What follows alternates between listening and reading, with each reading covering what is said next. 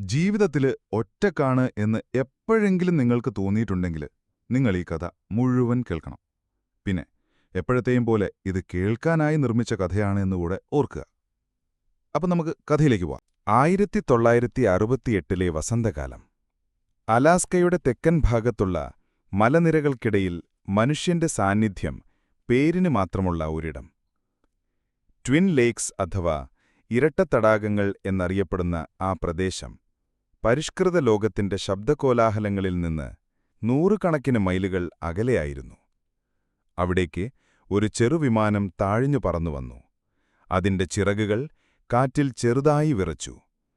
താഴെ ശാന്തമായി ഒഴുകുന്ന തടാകത്തിന്റെ ക്രിസ്റ്റൽ പോലെ സ്വച്ഛമായ ജലപ്പരപ്പിൽ ചുറ്റുമുള്ള പർവ്വതങ്ങളുടെയും പൈൻ മരങ്ങളുടെയും പ്രതിബിംബം ഒരു ഓയിൽ പെയിന്റിംഗ് പോലെ നിശ്ചലമായി കിടന്നു. വിമാനത്തിന്റെ ശബ്ദം ആ നിശബ്ദതയെ ഭേദിച്ചു. ആ വിമാനത്തിൽ റിച്ചാർഡ് ലൂയിസ് പ്രൊണെക് എന്ന 50കാരൻ ഇരിക്കുന്നുണ്ടായിരുന്നു. ഒരു സാധാരണ മനുഷ്യൻ. എന്നാൽ അയാളുടെ തീരുമാനം അസാധാരണമായിരുന്നു. രണ്ടാം ലോക മഹായുദ്ധത്തിൽ ഒരു മരപ്പണിക്കാരനായി സേവനമനുഷ്ഠിച്ച, പിന്നീട് ഡീസൽ മെക്കാനിക്കായി ജോലി ചെയ്ത് ജീവിച്ച കഠിനാധ്വാനിയായ ഒരു മനുഷ്യൻ. നഗരജീവിതത്തിന്റെ തിരക്കുകളിൽ നിന്നും കൃത്രിമമായ ബന്ധങ്ങളിൽ നിന്നും അടങ്ങാത്ത ഉപഭോഗ സംസ്കാരത്തിൽ നിന്നും അയാൾക്ക് മടുത്തിരുന്നു. പ്രകൃതിയിലേക്ക് മടങ്ങുക, സ്വന്തം കൈകൾ കൊണ്ട് ഒരു ജീവിതം കെട്ടിപ്പടുക്കുക, അതിലൂടെ തന്നെ കണ്ടെത്തുക, അതായിരുന്നു അയാളുടെ ലക്ഷ്യം. വിമാനം തടാകത്തിലെ ജലപ്പരപ്പിൽ പതുക്കെ ഇറങ്ങി. എഞ്ചിൻ നിലച്ചപ്പോൾ ലോകം മുഴുവൻ ഒരു നിമിഷം നിശ്ചലമായതുപോലെ പ്രൊണെക്കിന് തോന്നി. പൈലറ്റായ ബേബ് ആൽസ്വർത്ത് എന്ന സുഹൃത്ത് അയാളെ സഹായിക്കാൻ കൂടെയുണ്ടായിരുന്നു. അവർ വിമാനത്തിൽ നിന്ന് സാധനങ്ങൾ ഇറക്കിത്തുടങ്ങി. അധികം സാധനങ്ങളൊന്നുമുണ്ടായിരുന്നില്ല. ഒരു കൂടാരം, കുറച്ചടിസ്ഥാന ഭക്ഷണസാധനങ്ങൾ, അത്യാവശ്യം വേണ്ട വസ്ത്രങ്ങൾ, പിന്നെ അയാളുടെ ഏറ്റവും വലിയ സമ്പാദ്യം, കൈക്കോടാലി, വാൾ, ഉളി, മറ്റു മരപ്പണിക്കുള്ള ആയുധങ്ങൾ. ഒരു ഇലക്ട്രിക് ഉപകരണം പോലുമില്ല. എല്ലാം സ്വന്തം കായികശേഷിയിൽ പ്രവർത്തിക്കുന്നവ. ബേബിന്റെ വിമാനം സാധനങ്ങളെല്ലാം ഇറക്കിവെച്ച് തടാകത്തിൽ നിന്ന് പറന്നുയർന്നപ്പോൾ പ്രോണെക് കരയിൽ തനിച്ചുനിന്നു. വിമാനത്തിന്റെ ശബ്ദം അകന്നകന്നുപോയി. ഒടുവിൽ പൂർണ്ണ നിശ്ശബ്ദത ആ പ്രദേശത്തെ വന്നു മൂടി. ആ നിശ്ശബ്ദതയ്ക്ക് ഒരു ഭാരമുണ്ടായിരുന്നു. അത് ചെവികളെ തുളയ്ക്കുന്നതായിരുന്നില്ല, മറിച്ച് ഹൃദയത്തെ നിറയ്ക്കുന്നതായിരുന്നു. ചുറ്റും നോക്കിയപ്പോൾ അയാൾ കണ്ടത് അങ്ങേയറ്റം ഗാംഭീര്യമുള്ള പ്രകൃതിയെയാണ്. മഞ്ഞുമൂടിയ പർവ്വതശിഖരങ്ങൾ ആകാശത്തേക്ക് തലയുയർത്തി നിന്നു. തടാകത്തിന്റെ അക്കരെ ഇടതൂർന്ന പൈൻ മരക്കാടുകൾ ഒരു പച്ചക്കടൽ പോലെ പരന്നുകിടന്നു. കാറ്റിന്റെ നേർത്ത ചൂളംവിളി, ദൂരെ ഏതോ പക്ഷിയുടെ കരച്ചിൽ, തടാകത്തിലെ ഓളങ്ങൾ തീരത്തു തട്ടുന്ന മൃദുമർമ്മരം, അതായിരുന്നു അവിടുത്തെ സംഗീതം. അയാൾ തനിച്ചായിരുന്നു, തികച്ചും തനിച്ചായിരുന്നു. എന്നാൽ ഏകാന്തത അയാളെ ഭയപ്പെടുത്തിയില്ല, മറിച്ച് അതൊരു സ്വാതന്ത്ര്യത്തിന്റെ ലഹരിയായി അയാൾക്കനുഭവപ്പെട്ടു. ഇവിടെ നിയമങ്ങളില്ല, നിയന്ത്രണങ്ങളില്ല, മറ്റുള്ളവരെ ബോധിപ്പിക്കാനുള്ള വ്യഗ്രതകളില്ല. പ്രകൃതിയുടെ നിയമങ്ങൾ മാത്രം, അതിജീവനത്തിന്റെ നിയമങ്ങൾ. അയാളുടെ ആദ്യത്തെ ജോലി തന്റെ വീട് പണിയാനുള്ള സ്ഥലം കണ്ടെത്തുക എന്നതായിരുന്നു. വെറുമൊരു ഷെഡോ കൂടാരമോ അല്ല, കഠിനമായ അലാസ്കൻ ശൈത്യകാലത്തെ അതിജീവിക്കാൻ കേൾപ്പുള്ള മരത്തടികൾ കൊണ്ടുണ്ടാക്കിയ ഒരു ക്യാബിൻ. ദിവസങ്ങളോളം അയാൾ തടാകക്കരയിലൂടെ നടന്നു. ഓരോ സ്ഥലവും സൂക്ഷ്മമായി നിരീക്ഷിച്ചു. കാറ്റിന്റെ ഗതി, സൂര്യപ്രകാശത്തിന്റെ ലഭ്യത, ശുദ്ധജലത്തിന്റെ സാമീപ്യം, വീടുപണിക്കാവശ്യമായ നല്ല മരങ്ങളുടെ ലഭ്യത എല്ലാം അയാൾ കണക്കിലെടുത്തു. ഒടുവിൽ തടാകത്തിന്റെ വടക്കേക്കരയിൽ കാറ്റിൽ നിന്ന് അല്പം സംരക്ഷണം നൽകുന്ന ഒരു ഭാഗം അയാൾ കണ്ടെത്തി. അവിടെ നിന്ന് നോക്കിയാൽ തടാകത്തിന്റെയും അപ്പുറത്തുള്ള മലനിരകളുടെയും മനോഹരമായ ദൃശ്യം കാണാമായിരുന്നു. സ്ഥലം തീരുമാനിച്ചതോടെ അടുത്ത ഘട്ടം ആരംഭിച്ചു. വീടുപണിക്കുള്ള മരങ്ങൾ കണ്ടെത്തണം. അയാൾ കാട്ടിലേക്ക് നടന്നു. നൂറുകണക്കിന് സ്പ്രൂസ് മരങ്ങൾ തലയുയർത്തി നിന്നിരുന്നു. അവയിൽ നിന്ന് ഏറ്റവും അനുയോജ്യമായവ തെരഞ്ഞെടുക്കണം. ഒരുപാട് വണ്ണമുള്ളവ മുറിച്ചിടാനും നീക്കാനും പ്രയാസമാണ്. വണ്ണം കുറഞ്ഞവ ക്യാബിന് ഉറപ്പു നൽകില്ല. ഏകദേശം ഒരേ വണ്ണത്തിലുള്ള നേരെയുള്ള തടികൾ അയാൾ കണ്ണുകൊണ്ടളന്നു. തന്റെ ഇരട്ടപ്പിടിയുള്ള കോടാലി അയാൾ കൈയിലെടുത്തു. അതിന്റെ മൂർച്ചയുള്ള അലക് സൂര്യരശ്മിയിൽ വെട്ടിത്തിളങ്ങി. തെരഞ്ഞെടുത്ത ആദ്യത്തെ മരത്തിന്റെ ചുവട്ടിൽ നിന്നുകൊണ്ട് അയാൾ ഒരു നിമിഷം കണ്ണടച്ചു. ഒരു ജീവൻ എടുക്കുകയാണ്. എന്നാൽ അതൊരാവശ്യകതയായിരുന്നു. പ്രകൃതിയോടുള്ള ആദരവും മനസ്സിൽ സൂക്ഷിച്ചുകൊണ്ട് അയാൾ കോടാലി വീശി. ടക്ക് ടക്ക് ടക്ക്. കോടാലിയുടെ ഓരോ വെട്ടും കൃത്യമായ താളത്തിലായിരുന്നു. വർഷങ്ങളുടെ പരിചയസമ്പത്ത് ആ ചലനങ്ങളിൽ വ്യക്തമായിരുന്നു. മരത്തിന്റെ പുറന്തൊലി പിളർന്നു. വെളുത്ത കാതൽ പുറത്തു കണ്ടു. വിയർപ്പുകണങ്ങൾ നെറ്റിയിലൂടെ ഒഴുകി. ശ്വാസമെടുക്കുന്നതിന്റെ ശബ്ദം പോലും ആ നിശബ്ദതയിൽ ഉച്ചത്തിൽ കേൾക്കാമായിരുന്നു. മണിക്കൂറുകളുടെ കഠിനാധ്വാനത്തിനൊടുവിൽ ആ വലിയ മരം ഒരു ഞരക്കത്തോടെ ഒടിയാൻ തുടങ്ങി. അതിന്റെ ഭാരം മുഴുവൻ ഒരു വശത്തേക്ക് ചരിഞ്ഞു.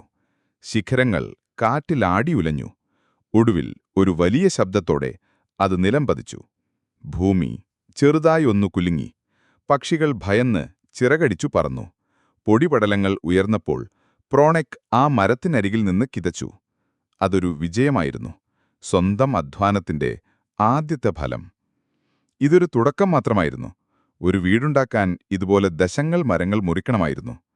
ഓരോ മരവും മുറിച്ച ശേഷം അതിന്റെ ശിഖരങ്ങൾ വെട്ടിമാറ്റി പുറംതൊലി ഉരിച്ചു കളയണം. തൊലി ഉരിച്ചില്ലെങ്കിൽ തടി വേഗത്തിൽ നശിച്ചുപോകും. അതിനായി അയാൾ ഒരു പ്രത്യേകതരം ഉളി ഉപയോഗിച്ചു. തടിയുടെ ഒരു വശത്തുനിന്ന് മറ്റേ അറ്റം വരെ അയാൾ തൊലിച്ചെത്തിക്കളഞ്ഞു. വെളുത്ത മിനുസമുള്ള തടി പുറത്തുവന്നു. ഈ ജോലി മാത്രം ദിവസങ്ങൾ നീണ്ടുനിന്നു. ഓരോ ദിവസവും രാവിലെ ഉണർന്നെഴുന്നേൽക്കുന്നത് മുതൽ രാത്രി ക്ഷീണിച്ചുറങ്ങുന്നതുവരെ ഒരേ ഒരു ചിന്ത മാത്രം: ക്യാബിൻ. മുറിച്ചിട്ട തടികൾ ക്യാബിൻ പണിയുന്ന സ്ഥലത്തേക്ക് എത്തിക്കുക എന്നതായിരുന്നു അടുത്ത വെല്ലുവിളി. 100 കണക്കിന് കിലോ ഭാരമുള്ള തടികൾ ഒറ്റയ്ക്ക് വലിച്ചു നീക്കുക അസാധ്യമായിരുന്നു. അയാൾ അതിനുമൊരു വഴി കണ്ടെത്തി. ചെറിയ ഉരുളൻ തടികൾ നിലത്ത് നിരത്തിവെച്ച് അതിനു മുകളിലൂടെ വലിയ തടികൾ ഉരുട്ടിക്കൊണ്ടുപോയി. ഇത് കഠിനമായ ജോലിയായിരുന്നു. പേശികൾ വേദനിച്ചു. കൈകളിൽ തഴമ്പുകൾ വന്നു. പലപ്പോഴും അയാൾ മലർന്നു കിടന്ന് ആകാശത്തേക്ക് നോക്കും. നീലാകാശത്ത് മേഘങ്ങൾ പല രൂപത്തിൽ ഒഴുകി നീങ്ങുന്നത് കാണുമ്പോൾ ക്ഷീണം അലിഞ്ഞു പോകുന്നതുപോലെ തോന്നും. വീടിന്റെ അടിത്തറയൊരുക്കുമ്പോഴാണ് അയാൾ തന്റെ എഞ്ചിനീയറിംഗ് വൈദഗ്ധ്യം മുഴുവൻ പുറത്തെടുത്തത്. നിലം നിരപ്പാക്കി, മൂലക്കല്ലുകൾ സ്ഥാപിച്ചു. ഓരോ തടിയും മറ്റൊന്നുമായി കോർത്തുവെക്കുന്നതിന് കോണുകളിൽ പ്രത്യേക രീതിയിൽ വെട്ടിയൊരുക്കണം. സാഡിൽ നോച്ച് എന്നറിയപ്പെടുന്ന ആ രീതിയിൽ ഒരു തടിയുടെ അടിയിൽ മറ്റേ തടി കൃത്യമായി ഇറങ്ങാനുള്ള ഒരു യു ആകൃതിയിലുള്ള ഭാഗമുണ്ടാക്കണം. ഇതിന് അതീവ സൂക്ഷ്മത ആവശ്യമായിരുന്നു. ഒരു ചെറിയ പിഴവ് പോലും ക്യാബിന്റെ ഘടനയെ ബാധിക്കും.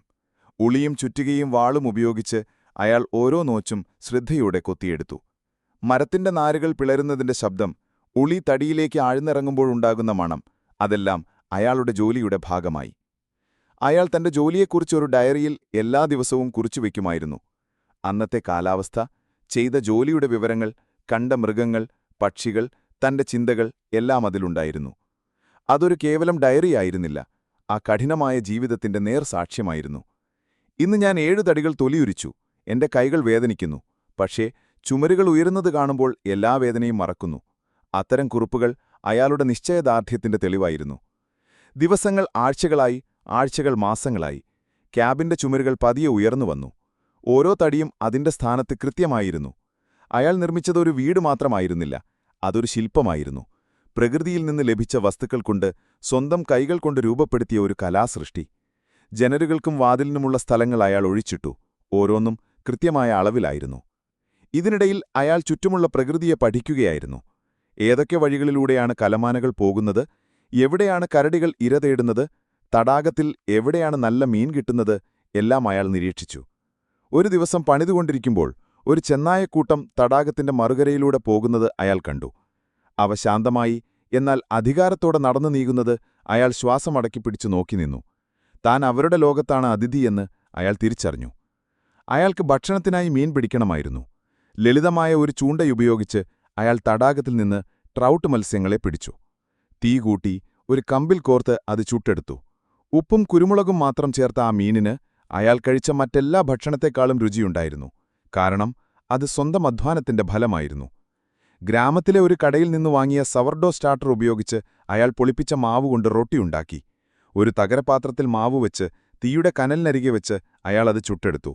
ക്യാബിൻ പണിയുടെ ഇടവേളകളിൽ ആ റൊട്ടിയും ഉണക്കിയ മാംസവും കഴിക്കുമ്പോൾ അയാൾക്ക് പൂർണ്ണ സംതൃപ്തി തോന്നി. വേനൽക്കാലം അതിന്റെ ഉന്നതിയിലെത്തി.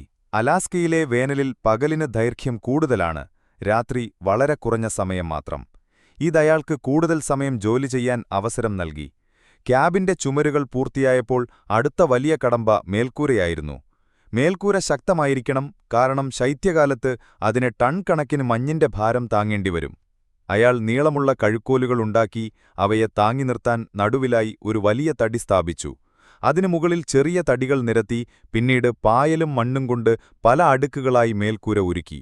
ഇത് വെള്ളമൊലിച്ചിറങ്ങുന്നത് തടയാനും ക്യാബിനുള്ളിൽ ചൂട് നിലനിർത്താനും സഹായിക്കും. ഒരു ദിവസം വൈകുന്നേരം അയാൾ തന്റെ ക്യാബിന്റെ പണി ഏറെക്കുറെ പൂർത്തിയാക്കി അതിനു മുന്നിൽ നിന്നു. ഏകദേശം 11 അടി വീതിയും 15 അടി നീളവുമുള്ള ഒരു കൊച്ചുവീട്. എന്നാൽ അയാൾക്കതൊരു കൊട്ടാരമായിരുന്നു. സൂര്യൻ പർവ്വതങ്ങൾക്ക് പിന്നിൽ അസ്തമിക്കാൻ തുടങ്ങിയിരുന്നു. ആകാശത്ത് ഓറഞ്ചും ചുവപ്പും നിറങ്ങൾ വാരിവിതറിയിരുന്നു. തടാകത്തിലെ വെള്ളത്തിൽ ആ വർണ്ണങ്ങൾ പ്രതിഫലിച്ചു. ഒരു തണുത്ത കാറ്റ് വീശി. അയാൾ ആഴത്തിൽ ശ്വാസമെടുക്കുമ്പോൾ പൈൻ മരങ്ങളുടെയും നനഞ്ഞ മണ്ണിന്റെയും ഗന്ധം അയാളുടെ ഉള്ളിലേക്ക് നിറഞ്ഞു. ക്യാബിന്റെ പുറംപണി പൂർത്തിയായതോടെ റിച്ചാർഡ് പ്രോണക്കിന്റെ ശ്രദ്ധ അകത്തേക്ക് തിരിഞ്ഞു. വെറുമൊരു 4 ചുമരുകൾക്കുള്ളിൽ ജീവിക്കാൻ സാധിക്കില്ല, അതിനെ ഒരു വീടാക്കി മാറ്റണം. ശൈത്യകാലം പടിവാതിൽക്കൽ എത്തിനിൽക്കുകയായിരുന്നു. വരാനിരിക്കുന്ന കൊടും തണുപ്പിനെയും മാസങ്ങൾ നീളുന്ന മഞ്ഞുവീഴ്ചയെയും അതിജീവിക്കാൻ ഇനിയും ഒരുപാട് തയ്യാറെടുപ്പുകൾ ആവശ്യമായിരുന്നു. അയാളുടെ ആദ്യത്തെ പ്രധാന ദൗത്യം ഒരടുപ്പും ചിമ്മിനിയും നിർമ്മിക്കുക എന്നതായിരുന്നു. ചൂടിനും ഭക്ഷണം പാകം ചെയ്യുന്നതിനും അത് അത്യന്താപേക്ഷിതമായിരുന്നു. കോൺക്രീറ്റോ സിമന്റോ ഇല്ലാതെ പ്രകൃതിയിൽ നിന്ന് ലഭിക്കുന്ന വസ്തുക്കൾ മാത്രം ഉപയോഗിച്ച് വേണമായിരുന്നു അത് നിർമ്മിക്കാൻ. ദിവസങ്ങളോളം അയാൾ തടാകക്കരയിലൂടെ നടന്നു. വെള്ളത്തിൽ കിടന്ന് മിനുസമായ എന്നാൽ ഉറപ്പുള്ള കല്ലുകൾ അയാൾ ഓരോന്നായി പെറുക്കിയെടുത്തു. വലുതും ചെറുതുമായ 100 കണക്കിന് കല്ലുകൾ. ഓരോ കല്ലും ചുമന്ന് ക്യാബിനരികിലെത്തിക്കുന്നത് അതികഠിനമായ ജോലിയായിരുന്നു. പലപ്പോഴും തെന്നുന്ന കല്ലുകളിൽ ചവിട്ടി അയാൾ വെള്ളത്തിൽ വീണു. തണുത്ത വെള്ളത്തിൽ നിന്ന് കയറി വീഴുമ്പോൾ ശരീരമാകെ വിറയ്ക്കുമായിരുന്നു. എന്നാൽ ലക്ഷ്യം വ്യക്തമായതുകൊണ്ട് ആ ബുദ്ധിമുട്ടുകളൊന്നും അയാളെ തളർത്തിയില്ല. കല്ലുകൾ ശേഖരിച്ച ശേഷം അവയെ തമ്മിൽ ഉറപ്പിക്കാനുള്ളൊരു മിശ്രിതം വേണമായിരുന്നു. അയാൾ തടാകക്കരയിലെ ഒരു പ്രത്യേകതരം പശിമയുള്ള മണ്ണ് കണ്ടെത്തി. അതിനൊപ്പം പായലും ചേർത്ത് കുഴച്ച് അയാൾ ഒരുതരം പ്രകൃതിദത്ത മോർട്ടാറുണ്ടാക്കി. ക്യാബിന്റെ ഒരു മൂലയിൽ തറയിൽ വലിയ കല്ലുകൾ പാകി അയാൾ അടുപ്പിനടിത്തറയിട്ടു. അതിനു മുകളിൽ ഓരോ കല്ലുകളായി ശ്രദ്ധാപൂർവം വച്ചു. കല്ലുകൾക്കിടയിലുള്ള വിടവുകൾ മണ്ണും പായലും ചേർന്ന മിശ്രിതം കൊണ്ടടച്ചു. അതൊരു ശില്പിയുടെ ക്ഷമയോടെ ചെയ്യുന്ന ജോലിയായിരുന്നു. ഓരോ കല്ലും അതിന്റെ സ്ഥാനത്ത് കൃത്യമായിരിക്കണം, അല്ലെങ്കിൽ ഘടനയ്ക്ക് ബലമുണ്ടാകില്ല. അടുപ്പുയർന്നു വന്നപ്പോൾ അതിന്റെ ഉൾഭാഗം പുക ശരിയായി പുറത്തേക്ക് പോകത്തക്ക രീതിയിൽ രൂപകൽപ്പന ചെയ്യാൻ അയാൾ പ്രത്യേകം ശ്രദ്ധിച്ചു. അടുപ്പിന് മുകളിലൂടെ ചിമ്മിനി ചുമരിലൂടെ പുറത്തേക്ക് കെട്ടിപ്പൊക്കി. മേൽക്കൂരയ്ക്ക് മുകളിൽ വരെ എത്തുന്ന ആ കൽക്കെട്ട് ആ കൊച്ചു വീടിന് ഒരു പുതിയ രൂപം നൽകി. പണി പൂർത്തിയായ ദിവസം വൈകുന്നേരം അയാൾ കുറച്ചുണങ്ങിയ വിറകുകൾ അടുപ്പിലിട്ട് തീ കൊളുത്തി. ആദ്യം കുറച്ചു പുക അകത്തേക്ക് വന്നെങ്കിലും ചൂട് പിടിച്ചതോടെ പുക മുഴുവൻ ചിമ്മിനിയിലൂടെ മുകളിലേക്കുയർന്നു പൊങ്ങി. തീയുടെ ഇളം ചൂട് ക്യാബിനുള്ളിൽ പടരാൻ തുടങ്ങി. ഓറഞ്ച് നിറത്തിലുള്ള തീനാളങ്ങൾ കല്ലുകളിൽ തട്ടി പ്രതിഫലിക്കുന്നത് നോക്കി അയാൾ നിന്നു. ആ ചൂടിന് വിറകിന്റെ മണമുണ്ടായിരുന്നു, സ്വന്തം അധ്വാനത്തിന്റെ ഊഷ്മളത. ആ രാത്രി ആദ്യമായി അയാൾ തന്റെ പുതിയ വീട്ടിലെ അടുപ്പിൻകരയിലിരുന്ന് ഭക്ഷണം കഴിച്ചു. പുറത്ത് തണുത്ത കാറ്റ് വീശിയടിക്കുമ്പോൾ അകത്ത് സുരക്ഷിതത്വത്തിന്റെ ചൂട് അയാളെ പൊതിഞ്ഞു. അടുത്തതായി വാതിലും ജനലുകളും ഘടിപ്പിക്കണമായിരുന്നു. പുറത്തുനിന്നുള്ള തണുപ്പിനെയും വന്യമൃഗങ്ങളെയും അകറ്റി നിർത്താൻ ശക്തമായൊരു വാതിൽ വേണം. ക്യാബിൻ പണിതപ്പോൾ ബാക്കി വന്ന നല്ല മരപ്പലകകൾ അയാൾ ഇതിനായി ഉപയോഗിച്ചു. തന്റെ കൈവാളുപയോഗിച്ച് അയാൾ പലകകൾ കൃത്യമായ അളവിൽ മുറിച്ചെടുത്ത് അവയെ ചേർത്തൊരു വാതിൽ രൂപപ്പെടുത്തി. വിജാഗിരികൾ ഒരു പ്രശ്നമായിരുന്നു. ലോഹത്തിന്റെ വിജാഗിരികൾ അയാളുടെ കയ്യിലുണ്ടായിരുന്നില്ല. എന്നാൽ പ്രോണക്ക് അതിനുമൊരു വഴി കണ്ടെത്തി. ഉറപ്പുള്ള മരക്കഷ്ണങ്ങൾ കൊണ്ട് അയാൾ സ്വന്തമായി വിജാഗിരികളും കൊളുത്തും നിർമ്മിച്ചു. അത്ഭുതകരമായൊരു കരവിരുതായിരുന്നു അത്. ആ മരത്തിന്റെ വിജാഗിരിയിൽ കിടന്ന് വാതിലൊരു ഞരക്കത്തോടെ തുറക്കുകയും അടയുകയും ചെയ്യുമ്പോൾ അത് അയാളുടെ കഴിവിന്റെയും നിശ്ചയദാർഢ്യത്തിന്റെയും ശബ്ദം പോലെ തോന്നി. ജനലുകൾക്കായി അയാൾ ഗ്ലാസ് പാളികൾ നേരത്തെ തന്നെ കൊണ്ടുവന്നിരുന്നു. പൊട്ടാതെ സൂക്ഷിച്ച ആ ഗ്ലാസ് പാളികൾക്ക് അനുയോജ്യമായ ചട്ടകൂടുകൾ അയാൾ മരം കൊണ്ട് നിർമ്മിച്ചു. ചുമരിൽ വെട്ടിയൊരുക്കിയ ഭാഗത്തത് കൃത്യമായി ഉറപ്പിച്ചു. പായലും മരത്തിന്റെ ചെറിയ ചീളുകളും ഉപയോഗിച്ച് അതിന്റെ വിടവുകൾ അടച്ച് കാറ്റ് കടക്കാത്ത രീതിയിൽ ഭദ്രമാക്കി. ഇപ്പോൾ ക്യാബിനുള്ളിലിരുന്നാൽ പുറത്തുള്ള മനോഹരമായ തടാകവും മലനിരകളും കാണാനായിരുന്നു. ആ ജനൽ വെറുമൊരു കാഴ്ചയ്ക്കായി ആയിരുന്നില്ല, പുറം ലോകവുമായുള്ള അയാളുടെ ബന്ധം കൂടിയായിരുന്നു. ക്യാബിന്റെ ഉൾവശം ഒരുങ്ങുകയായിരുന്നു. കിടക്കാനായി ചുമരിൽ ഘടിപ്പിച്ച ഒരു കട്ടിൽ അയാൾ നിർമ്മിച്ചു. ഇത് തറയിലെ സ്ഥലം ലാഭിക്കാൻ സഹായിച്ചു. ഭക്ഷണം കഴിക്കാനും എഴുതാനും ഒരു മേശയും കസേരയും പണിതു. എല്ലാം ബാക്കി വന്ന മരക്കഷ്ണങ്ങൾ കൊണ്ടായിരുന്നു. ഓരോന്നും ലളിതവും എന്നാൽ ഉപയോഗപ്രദവുമായിരുന്നു. പാത്രങ്ങളും ഉപകരണങ്ങളും വയ്ക്കാനായി ചുമരിൽ തട്ടുകളടിച്ചു. അയാളുടെ ചെറിയ ലോകം അയാൾ തന്നെ രൂപകൽപ്പന ചെയ്യുകയായിരുന്നു. ഓരോ ആണിയടിക്കുമ്പോഴും ഓരോ പലക മിനുക്കുമ്പോഴും ആ വീടിനോടുള്ള അയാളുടെ ബന്ധം കൂടുതൽ ദൃഢമായി. ഇതിനിടയിൽ ശൈത്യകാലത്തേക്കുള്ള ഏറ്റവും പ്രധാനപ്പെട്ട തയ്യാറെടുപ്പ് അയാൾ തുടങ്ങിയിരുന്നു: വിറക് ശേഖരണം. അലാസ്കയിലെ ശൈത്യകാലം 6 മാസത്തിലധികം നീളും. ഈ സമയമത്രയും ക്യാബിൻ ചൂടാക്കാനും ഭക്ഷണം പാകം ചെയ്യാനും ടൺ കണക്കിന് വിറക് ആവശ്യമാണ്. അതൊരു ചെറിയ ജോലി ആയിരുന്നില്ല. എല്ലാ ദിവസവും രാവിലെ അയാൾ തന്റെ കോടാലിയും ഈർച്ചവാളുമായി കാട്ടിലേക്ക് പോകും. ഉണങ്ങി നിൽക്കുന്ന മരങ്ങൾ, അതായത് ഡെഡ് സ്റ്റാൻഡിംഗ് ട്രീസ്, തിരഞ്ഞെടുത്ത് മുറിച്ചിടും. പച്ചമരങ്ങളെക്കാൾ നന്നായി കത്തുന്നത് ഉണങ്ങിയ മരങ്ങളാണ്. മുറിച്ചിട്ട മരങ്ങൾ ചെറിയ കഷ്ണങ്ങളാക്കി ക്യാബിനരികിലേക്ക് എത്തിക്കും. പിന്നീട് അവയെല്ലാം കോടാലി ഉപയോഗിച്ച് പിളർന്നെടുക്കും. ഠപ് ഠപ് എന്ന ശബ്ദം ദിവസവും ആ താഴ്വരയിൽ മുഴങ്ങിക്കേൾക്കാമായിരുന്നു. വിറക് പിളർക്കുന്നത് ഒരു വ്യായാമം കൂടിയായിരുന്നു. ഓരോ വെട്ടിലും അയാളുടെ പേശികൾ ബലം പിടിച്ചു. വിയർപ്പ് നെറ്റിയിൽ നിന്ന് ചാലിട്ടൊഴുകി. വൈകുന്നേരമാകുമ്പോഴേക്കും അയാൾ ക്ഷീണിച്ച് അവശനാകും. എന്നാൽ ക്യാബിനോട് ചേർന്ന് ഉയർന്നുവരുന്ന വിറകിന്റെ കൂമ്പാരം കാണുമ്പോൾ അയാൾക്ക് ആശ്വാസം തോന്നും. അത് വെറുമൊരു വിറകുകൂന ആയിരുന്നില്ല. മഞ്ഞുകാലത്തേക്കുള്ള അദ്ദേഹത്തിന്റെ ജീവന്റെ ഉറപ്പായിരുന്നു. ഓരോ വിറക് കഷ്ണവും ഓരോ ദിവസത്തെ അതിജീവനമായിരുന്നു. ഭക്ഷണത്തിന്റെ കാര്യത്തിലും ശ്രദ്ധ ആവശ്യമായിരുന്നു. വേനൽക്കാലത്ത് പിടിച്ച മീനുകൾ ഉണക്കിയും പുകയിട്ടും സൂക്ഷിച്ചുവെച്ചു. എന്നാൽ ശൈത്യകാലത്തേക്ക് മാംസം അത്യാവശ്യമായിരുന്നു. ഒരു ദിവസം അയാൾ തന്റെ റൈഫിളുമായി വേട്ടയ്ക്കിറങ്ങി. ലക്ഷ്യം ഒരു കലമാനായിരുന്നു. മണിക്കൂറുകളോളം അയാൾ നിശബ്ദനായി കാട്ടിലൂടെ നടന്നു.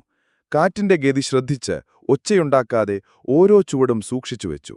ഇതൊരു കളിയായിരുന്നില്ല, നിലനിൽപ്പിന്റെ ഭാഗമായിരുന്നു. ഒരു വേട്ടക്കാരന്റെ എല്ലാ ശ്രദ്ധയും അയാൾക്കുണ്ടായിരുന്നു. ഒടുവിൽ ഒരു പുൽമേട്ടിൽ മേയുന്ന ഒരു കലമാനിനെ അയാൾ ദൂരെ നിന്ന് കണ്ടു. അതൊരു സുന്ദരമായ മൃഗമായിരുന്നു. ഒരു നിമിഷം അയാൾ അതിനെ നോക്കി നിന്നു. അതിനെ കൊല്ലുന്നതിൽ അയാൾക്ക് സന്തോഷമുണ്ടായിരുന്നില്ല. എന്നാൽ അതൊരാവശ്യകതയായിരുന്നു. പ്രകൃതിയിലെ നിയമം അതാണ്. ഒന്നിന്റെ ജീവൻ മറ്റൊന്നിന്റെ നിലനിൽപ്പിന് ആവശ്യമായി വരുന്നു. അയാൾ മുട്ടുകുത്തി നിന്ന് റൈഫിൾ അതിന്റെ തോളിൽ വെച്ച് ലക്ഷ്യമുറപ്പിച്ചു. ഒരു നെടുവീർപ്പോടെ അയാൾ കാഞ്ചി വലിച്ചു. വെടിയൊച്ച ആ താഴ്വരയിൽ പ്രതിധ്വനിച്ചു. കലമാൻ ഒന്ന് പിടഞ്ഞ് നിലത്തു വീണു. അയാൾ അതിന്റെ അടുത്തേക്ക് നടന്നു. ജീവൻ നഷ്ടപ്പെട്ട ആ മൃഗത്തിന്റെ മുന്നിൽ നിന്നപ്പോൾ അയാൾ അതിനോട് മനസ്സിൽ നന്ദി പറഞ്ഞു, തന്നെ അതിജീവിക്കാൻ സഹായിച്ചതിന്. തുടർന്ന് ഏറ്റവും ആദരവോടെ അയാൾ അതിനെ കശാപ്പു ചെയ്യാൻ തുടങ്ങി. ഓരോ ഭാഗവും അയാൾ ശ്രദ്ധയോടെ മുറിച്ചെടുത്തു. മാംസം, തോൽ, കൊമ്പുകൾ എന്നിങ്ങനെ ആന്തരിക അവയവങ്ങൾ പോലും പാഴാക്കിക്കളഞ്ഞില്ല. മാംസം ചെറിയ കഷ്ണങ്ങളാക്കി ഉണക്കാനും പുകയിടാനും വേണ്ടി തയ്യാറാക്കി. തോൽ പിന്നീട് പല ആവശ്യങ്ങൾക്കും ഉപയോഗിക്കാം.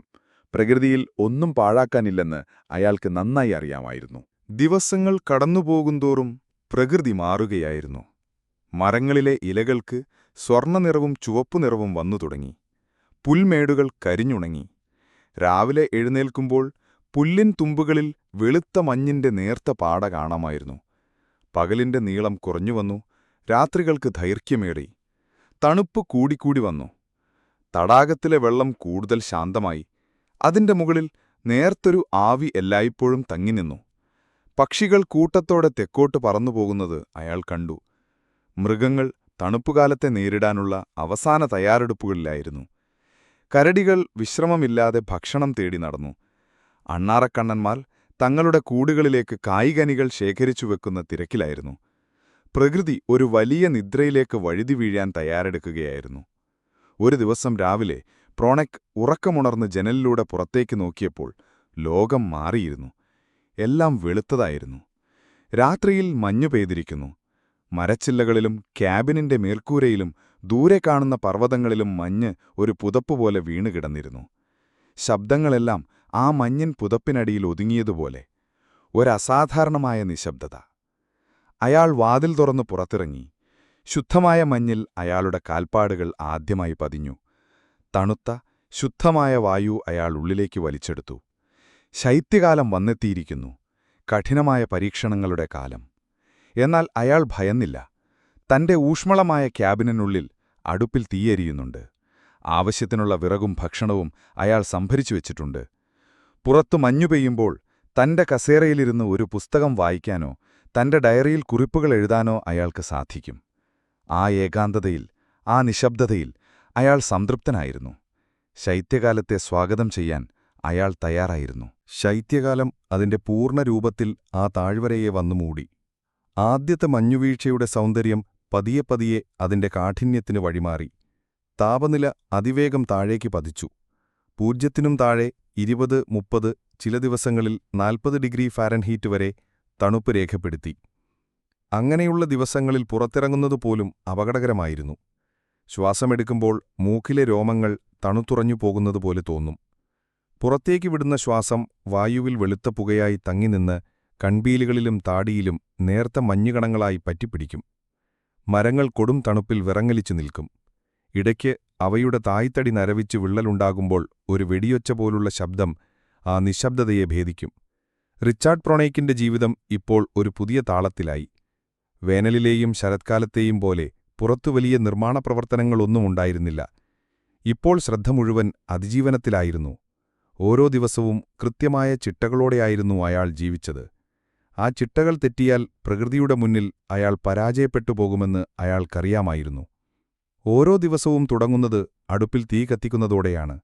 രാത്രിയിൽ തീ കെട്ടുപോകാതിരിക്കാൻ വലിയ വിറകുകൊള്ളികൾ വയ്ക്കുമെങ്കിലും രാവിലെയാകുമ്പോഴേക്കും അത് കനലുകൾ മാത്രമായി മാറിയിട്ടുണ്ടാകും.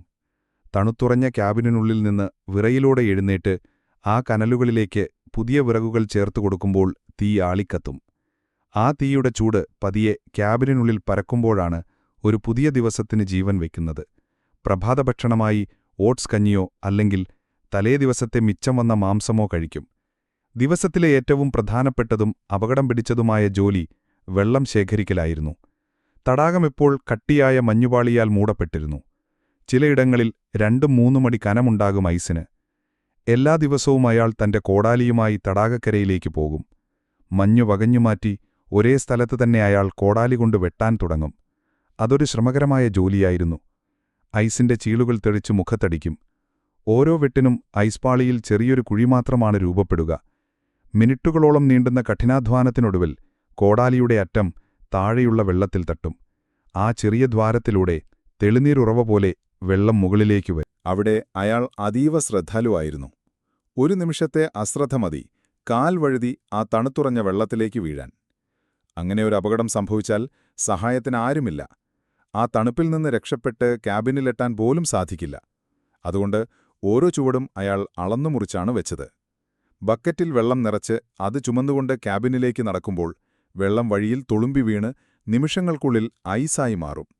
ആ വെള്ളം കൊണ്ടുവന്ന് അടുപ്പിൽ വെച്ച് ചൂടാക്കിയാണ് കുടിക്കാനും ഭക്ഷണം പാകം ചെയ്യാനും ഉപയോഗിച്ചിരുന്നത്. പകൽ സമയങ്ങളിൽ വെളിച്ചമുള്ളപ്പോൾ അയാൾ മറ്റ് ജോലികളിലേർപ്പെടും. ക്യാബിന്റെ മേൽക്കൂരയിൽ അടിഞ്ഞുകൂടുന്ന മഞ്ഞ് സ്ഥിരമായി തട്ടിക്കളയണം, അല്ലെങ്കിൽ മഞ്ഞിന്റെ ഭാരം കൊണ്ട് മേൽക്കൂര തകർന്നുപോകാൻ സാധ്യതയുണ്ട്.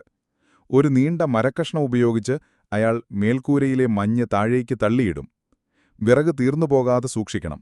ദിവസവും കുറച്ച് വിറകുകൾ അടുക്കിവെക്കും. തന്റെ ഉപകരണങ്ങളെല്ലാം അയാൾ എപ്പോഴും മൂർച്ച കൂട്ടിവെക്കും. കോടാലി, വാൾ, കത്തികൾ ഇവയെല്ലാം അയാളുടെ അതിജീവനത്തിന്റെ ഭാഗമായിരുന്നു. ഒരു മങ്ങിയ കോടാലി കൊണ്ട് വിറക് വെട്ടുന്നത് ഇരട്ടി അധ്വാനമാണ്. അതുകൊണ്ട് ഉപകരണങ്ങളുടെ പരിപാലനത്തിൽ അയാൾ ഒരു വിട്ടുവീഴ്ചയ്ക്കും തയ്യാറായിരുന്നില്ല. ശൈത്യകാലം അയാളിലെ കരകൗശല വിദഗ്ധനെ ഉണർത്തി.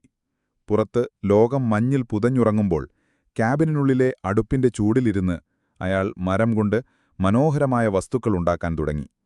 ബിർച്ച് മരത്തിന്റെ തടിയിൽ നിന്ന് അയാൾ സ്പൂണുകളും പാത്രങ്ങളും കൊത്തിയെടുത്തു. ഓരോന്നും ലളിതവും എന്നാൽ ഉപയോഗിക്കാൻ സൗകര്യപ്രദവുമായിരുന്നു. ഒരു ചെറിയ മരക്കഷ്ണം മണിക്കൂറുകളോളം ചെത്തിയും മിനുക്കിയും ഒരു സ്പൂണാക്കി മാറ്റുമ്പോൾ അതൊരു ധ്യാനം പോലെയായിരുന്നു. ആ ജോലിയിൽ മുഴുകുമ്പോൾ സമയവും ലോകവും അയാൾ മറക്കും. അയാൾ നിർമ്മിച്ച ഓരോ പൊരുളിനും അതിൻ്റേതായ ഒരു ആത്മാവുണ്ടായിരുന്നു. അവ വെറും വസ്തുക്കളായിരുന്നില്ല, അയാളുടെ ഏകാന്തതയിലെ കൂട്ടുകാരായിരുന്നു. ദിവസങ്ങൾ ചെറുതും രാത്രികൾ വളരെ ദൈർഘ്യമുള്ളതുമായിരുന്നു. ആ നീണ്ട രാത്രികളിൽ അയാൾ തന്റെ ഡയറി എഴുത്തിൽ മുഴുകി. ഓരോ ദിവസത്തെയും അനുഭവങ്ങൾ, കാലാവസ്ഥാ നിരീക്ഷണങ്ങൾ, താപനിലയിലെ വ്യതിയാനങ്ങൾ, കണ്ട മൃഗങ്ങളെക്കുറിച്ചുള്ള വിവരങ്ങൾ എല്ലാം അയാൾ വിശദമായി രേഖപ്പെടുത്തി. ഇന്ന് താപനില -35, തടാകത്തിലെ ഐസിന് 2 അടി കനമുണ്ട്. ഒരു വീസലിനെ കണ്ടു. മഞ്ഞിൽ അതിന്റെ വെളുത്ത ശരീരം തിരിച്ചറിയാൻ പ്രയാസമായിരുന്നു. ഇത്തരം കുറിപ്പുകൾ അയാളുടെ സൂക്ഷ്മനിരീക്ഷണ പാടവത്തിന്റെ തെളിവായിരുന്നു. അയാളുടെ ചിന്തകളും ആ ഡയറിയിൽ ഇടം പിടിച്ചു. എന്തുകൊണ്ട് താൻ ഈ ജീവിതം തിരഞ്ഞെടുത്തു? നഗരത്തിലെ ജീവിതം എന്തുകൊണ്ട് തനിക്ക് മടുത്തു? ഈ ഏകാന്തത തനിക്ക് എന്തു പാഠങ്ങളാണ് നൽകുന്നത്? സ്വയം പര്യാപ്തതയുടെ യഥാർത്ഥ അർത്ഥമെന്താണ്? ഈ ചോദ്യങ്ങൾക്ക് അയാൾ സ്വയം ഉത്തരം കണ്ടെത്താൻ ശ്രമിക്കുകയായിരുന്നു. ഇവിടെ എനിക്കെന്റെ സ്വന്തം ചിന്തകളെ കേൾക്കാൻ സാധിക്കുന്നു. മറ്റു ശബ്ദങ്ങളൊന്നുമില്ലാത്തതുകൊണ്ട് എന്റെ ഉള്ളിലെ ശബ്ദം കൂടുതൽ വ്യക്തമായി കേൾക്കാം. അയാൾ തനിച്ചായിരുന്നെങ്കിലും ചുറ്റും ജീവന്റെ തുടിപ്പുകളുണ്ടായിരുന്നു. മഞ്ഞിൽ കാണുന്ന കാൽപ്പാടുകൾ ഓരോ കഥകൾ പറയും.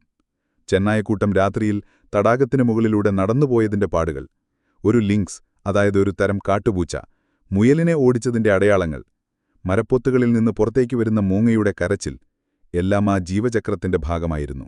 ഒരു ദിവസം അയാൾ തന്റെ ക്യാബിന് പുറത്ത് ഒരു വോൾവറിനെ കണ്ടു. അതൊരു ധൈര്യശാലിയും അപകടകാരിയുമായ ജീവിയാണ്. അത് അയാളുടെ ഭക്ഷണസാധനങ്ങൾ സൂക്ഷിച്ചിരുന്ന താൽക്കാലിക സംഭരണശാല തകർക്കാൻ ശ്രമിക്കുകയായിരുന്നു. പ്രൊണക്ക് അതിനെ തുരത്താൻ ശ്രമിച്ചു. എന്നാൽ വോൾവറിൻ ഭയന്നോടിയില്ല. അതയാളെ രൂക്ഷമായി നോക്കി മുരളുക മാത്രം ചെയ്തു. ഒടുവിൽ ഏറെ പണിപ്പെട്ടാണ് അതിനെ അവിടെ നിന്ന് ഓടിക്കാൻ സാധിച്ചത്. ഈ സംഭവം അയാളെ ഒരു കാര്യം ഓർമ്മിപ്പിച്ചു. ഈ വനത്തിൽ താൻ എത്രമാത്രം ദുർബലനാണ്. പ്രകൃതിയുടെ ശക്തിയുടെ മുന്നിൽ മനുഷ്യനെത്ര നിസ്സാരനാണ്. അതിനുശേഷം തന്റെ ഭക്ഷണസാധനങ്ങൾ കൂടുതൽ സുരക്ഷിതമായ ഒരിടത്തേക്ക് അയാൾ മാറ്റി. എന്നാൽ ശൈത്യകാലം ഭീകരത മാത്രമല്ല, സൗന്ദര്യവും ഒളിപ്പിച്ചുവച്ചിരുന്നു. നിലാവുള്ള രാത്രികളിൽ മഞ്ഞുപുതച്ച താഴ്വര വെള്ളിപൂശിയതുപോലെ തിളങ്ങും. മരങ്ങൾക്ക് മുകളിലെ മഞ്ഞു ക്രിസ്റ്റലുകൾ നക്ഷത്രങ്ങളെപ്പോലെ മിന്നിവളയും. ചില രാത്രികളിൽ ആകാശത്തൊരത്ഭുതം അരങ്ങേറും. നോർത്തേൺ ലൈറ്റ്സ് അഥവാ അറോറ ബോറിയാലിസ്. പച്ചയും വയലറ്റും നിറങ്ങളിലുള്ള പ്രകാശത്തിന്റെ തിരശ്ശീലകൾ ആകാശത്ത് നൃത്തം ചെയ്യുന്നത് അയാൾ ശ്വാസമടക്കിപ്പിടിച്ച് നോക്കി നിൽക്കും. ആ പ്രകാശനാടകം കാണുമ്പോൾ താനീ പ്രപഞ്ചത്തിന്റെ എത്ര ചെറിയൊരു ഭാഗമാണെന്ന് അയാൾ ഓർക്കും. അതൊരാത്മീയമായ അനുഭവമായിരുന്നു. ആ നിമിഷങ്ങളിൽ ഏകാന്തത ഒരു ഭാരമായിരുന്നില്ല, മറിച്ച് പ്രപഞ്ചവുമായി ഒന്നാകാനുള്ള ഒരു അവസരമായിരുന്നു. മാസങ്ങൾ കടന്നുപോയി. ഡിസംബർ, ജാനുവരി, ഫെബ്രുവരി. ശൈത്യം അതിന്റെ പാരമ്യത്തിലെത്തി. ലോകവുമായി അയാൾക്ക് യാതൊരു ബന്ധവുമുണ്ടായിരുന്നില്ല. വല്ലപ്പോഴും ബേബ് ആൽസ്വർത്ത് വിമാനത്തിൽ പറന്നുപോകുമ്പോൾ സാധനങ്ങൾ താഴേക്കിട്ടുതരും. അതായിരുന്നു പുറം ലോകവുമായുള്ള ഏക സമ്പർക്കം. എന്നാൽ അയാൾക്ക് പരാതികളുണ്ടായിരുന്നില്ല. തന്റെ ചെറിയ ലോകത്തിൽ അയാൾ സംതൃപ്തനായിരുന്നു. സമയം അളക്കാൻ ഒരു കലണ്ടറിന്റെ ആവശ്യമില്ലായിരുന്നു. സൂര്യൻ ഉദിക്കുന്നതും അസ്തമിക്കുന്നതും നോക്കി അയാൾ സമയമറിഞ്ഞു. മഞ്ഞിന്റെ കനം നോക്കി അയാൾ കാലമറിഞ്ഞു. പതിയെ മാറ്റത്തിന്റെ സൂചനകൾ കണ്ടു തുടങ്ങി. ദിവസങ്ങൾക്ക് നീളം വെച്ചു തുടങ്ങി. സൂര്യരശ്മിക്ക് കുറച്ചുകൂടി ചൂടുള്ളതായി തോന്നി. മരച്ചിലകളിൽ നിന്ന് മഞ്ഞുരുകി വെള്ളത്തുള്ളികളായി താഴേക്ക് വീഴാൻ തുടങ്ങി. തടാകത്തിലെ ഐസ്പാളിയിൽ ചെറിയ വിള്ളലുകൾ പ്രത്യക്ഷപ്പെട്ടു. ദൂരെ എവിടെയോ ഒരു കിളി ചിലയ്ക്കുന്ന ശബ്ദം അയാൾ കേട്ടു. വസന്തം വിറകയാണ്. നീണ്ട കഠിനമായൊരു ശൈത്യകാലത്തെ അയാൾ അതിജീവിച്ചിരിക്കുന്നു. അത് വെറുമൊരു അതിജീവനമായിരുന്നില്ല, അതൊരു വിജയമായിരുന്നു. പ്രകൃതിയോട് പൊരുതിയല്ല, മറിച്ച് പ്രകൃതിയോടിണങ്ങിച്ചേർന്നുള്ളൊരു വിജയം. തന്റെ കഴിവിലും നിശ്ചയദാർഢ്യത്തിലുമുള്ള വിശ്വാസം അതോടെ വർദ്ധിച്ചു. വരാനിരിക്കുന്ന വസന്തത്തെ വരവേൽക്കാൻ അയാളുടെ മനസ്സും ശരീരവും ഒരുങ്ങിക്കഴിഞ്ഞിരുന്നു. വസന്തത്തിന്റെ വരവ് പെട്ടെന്നായിരുന്നില്ല. അതൊരു മന്ദഗതിയിലുള്ള എന്നാൽ സുനിശ്ചിതമായ ഉണർത്തെഴുന്നേൽപ്പായിരുന്നു. മാർച്ച് മാസത്തിന്റെ അവസാനത്തോടെ സൂര്യൻ കൂടുതൽ സമയം ആകാശത്ത് തങ്ങാൻ തുടങ്ങി. ഓരോ ദിവസവും അതിന്റെ കിരണങ്ങൾക്ക് ശക്തി കൂടിക്കൂടി വന്നു. മഞ്ഞിൻ കൂമ്പാരങ്ങൾ സാവധാനം ഉരുന്തി തുടങ്ങി. ക്യാബിന്റെ മേൽക്കൂരയിൽ നിന്നും മരച്ചില്ലകളിൽ നിന്നും വെള്ളത്തുള്ളികൾ ഇറ്റുവീഴുന്ന സംഗീതം നിരന്തരമായി കേൾക്കാമായിരുന്നു. ആദ്യം ചെറിയ അരുവികളായി തുടങ്ങിയ ആ ഒഴുക്ക് ദിവസങ്ങൾക്കുള്ളിൽ വലിയ നീർച്ചാലുകളായി മാറി. തടാകത്തിലേക്ക് കുതിച്ചൊഴുകി. തടാകത്തിലെ ഐസ് പാളിയിൽ വിള്ളലുകൾ വലുതായി. അതിന്റെ ഉപരിതലം അപകടകരമാം വിധം ദുർബലമായി. ഒരു ദിവസം ഉച്ചയ്ക്ക് വലിയൊരു മുഴക്കത്തോടെ തടാകത്തിലെ ഐസ് പാളികൾ പൊട്ടാൻ തുടങ്ങി. കൂറ്റൻ ഐസ് കട്ടകൾ ഒന്നിനു മുകളിൽ ഒന്നായി കയറി പരസ്പരം കൂട്ടിയിടിച്ച് വലിയ ശബ്ദങ്ങൾ പുറപ്പെടുവിച്ചു. അതൊരു പ്രകൃതിയുടെ സംഹാരതാണ്ഡവം പോലെയായിരുന്നു. റിച്ചാർഡ് പ്രോണക് തന്റെ ക്യാബിന്റെ മുന്നിൽ നിന്ന് അത്ഭുതത്തോടെയും അല്പം ഭയത്തോടെയും ആ കാഴ്ച കണ്ടുനിന്നു. ശൈത്യകാലം അതിന്റെ പിടി അയയ്ക്കുകയായിരുന്നു. ഏപ്രിൽ മാസമായപ്പോഴേക്കും തടാകത്തിലെ ഐസ് ഏതാണ്ട് പൂർണ്ണമായും ഉരുകി. തുറന്ന ജലപ്പരപ്പ് വീണ്ടും ദൃശ്യമായി. മാസങ്ങൾക്ക് ശേഷം ആദ്യമായി തടാകത്തിലെ ഓളങ്ങൾ തീരത്തുവന്ന് തട്ടുന്ന ശബ്ദം അയാൾ കേട്ടു. അതൊരു പുനർജന്മത്തിന്റെ ശബ്ദം പോലെ അയാൾക്കനുഭവപ്പെട്ടു. മഞ്ഞുരുകിപ്പോയ നിലം ചെളിയും പായലും നിറഞ്ഞതായിരുന്നു. എന്നാൽ അതിനിടയിലൂടെ പച്ചപ്പിന്റെ നാമ്പുകൾ മുളപൊട്ടാൻ തുടങ്ങിയിരുന്നു. ബിർച്ചുമരങ്ങളിലും പോപ്ലാർ മരങ്ങളിലും ഇളം പച്ചനിറത്തിലുള്ള പുതിയ മുകുളങ്ങൾ പ്രത്യക്ഷപ്പെട്ടു. പ്രോണക്കിനെ സംബന്ധിച്ചിടത്തോളം ഇത് പ്രവർത്തനത്തിന്റെ കാലമായിരുന്നു. ശൈത്യകാലത്ത് ക്യാബിനുള്ളിൽ ഒതുങ്ങിക്കഴിഞ്ഞിരുന്ന അയാൾ ഇപ്പോൾ പുറത്തിറങ്ങി. വസന്തം പുതിയ അവസരങ്ങളും പുതിയ ജോലികളുമാണ് കൊണ്ടുവന്നത്. അയാളുടെ ആദ്യത്തെ പ്രധാന ജോലി ശൈത്യകാലത്ത് സംഭവിച്ച കേടുപാടുകൾ തീർക്കുക എന്നതായിരുന്നു. മഞ്ഞിന്റെ ഭാരം കൊണ്ട് മേൽക്കൂരയുടെ ചില ഭാഗങ്ങളിൽ ചോർച്ചയുണ്ടായിട്ടുണ്ടോ എന്ന് പരിശോധിച്ചു. വിറക് സൂക്ഷിക്കുന്ന ഷെഡിന് ബലക്ഷയമുണ്ടോ എന്ന് നോക്കി. എല്ലാം അയാൾ ഭദ്രമാക്കി. വസന്തം ഭക്ഷണത്തിന്റെയും കാലമായിരുന്നു. തടാകം തുറന്നതോടെ അയാൾ തന്റെ ചൂണ്ടയുമായി മീൻ പിടിക്കാൻ പോയി. മാസങ്ങളോളം മഞ്ഞിനടിയിൽ കഴിഞ്ഞിരുന്ന മത്സ്യങ്ങൾ ഇപ്പോൾ ആവേശത്തോടെ ഇര തേടുകയായിരുന്നു. അയാൾക്ക് ധാരാളം ട്രൗട്ട് മത്സ്യങ്ങളെ കിട്ടി. പുതിയ ഫ്രഷ് മത്സ്യം കഴിക്കുന്നത് ഒരു വലിയ ആശ്വാസമായിരുന്നു. ഉണക്കമാംസം മാത്രം കഴിച്ച് മടുത്ത നാവിന് അതൊരു ഉത്സവമായിരുന്നു. പിടിച്ച മീനുകൾ വൃത്തിയാക്കി അടുപ്പിൽ ചുട്ടെടുത്തും കറിവെച്ചും അയാൾ കഴിച്ചു. പ്രകൃതി ഉണരുകയായിരുന്നു. തെക്കോട്ടുപോയ പക്ഷികൾ തിരിച്ചുവരാൻ തുടങ്ങി. അവയുടെ കളകൂജനങ്ങൾ താഴ്വരയെ വീണ്ടും സംഗീതസാന്ദ്രമാക്കി. കാട്ടുതാറാവുകളും അരയന്നങ്ങളും തടാകത്തിൽ നീന്തിത്തുടിച്ചു.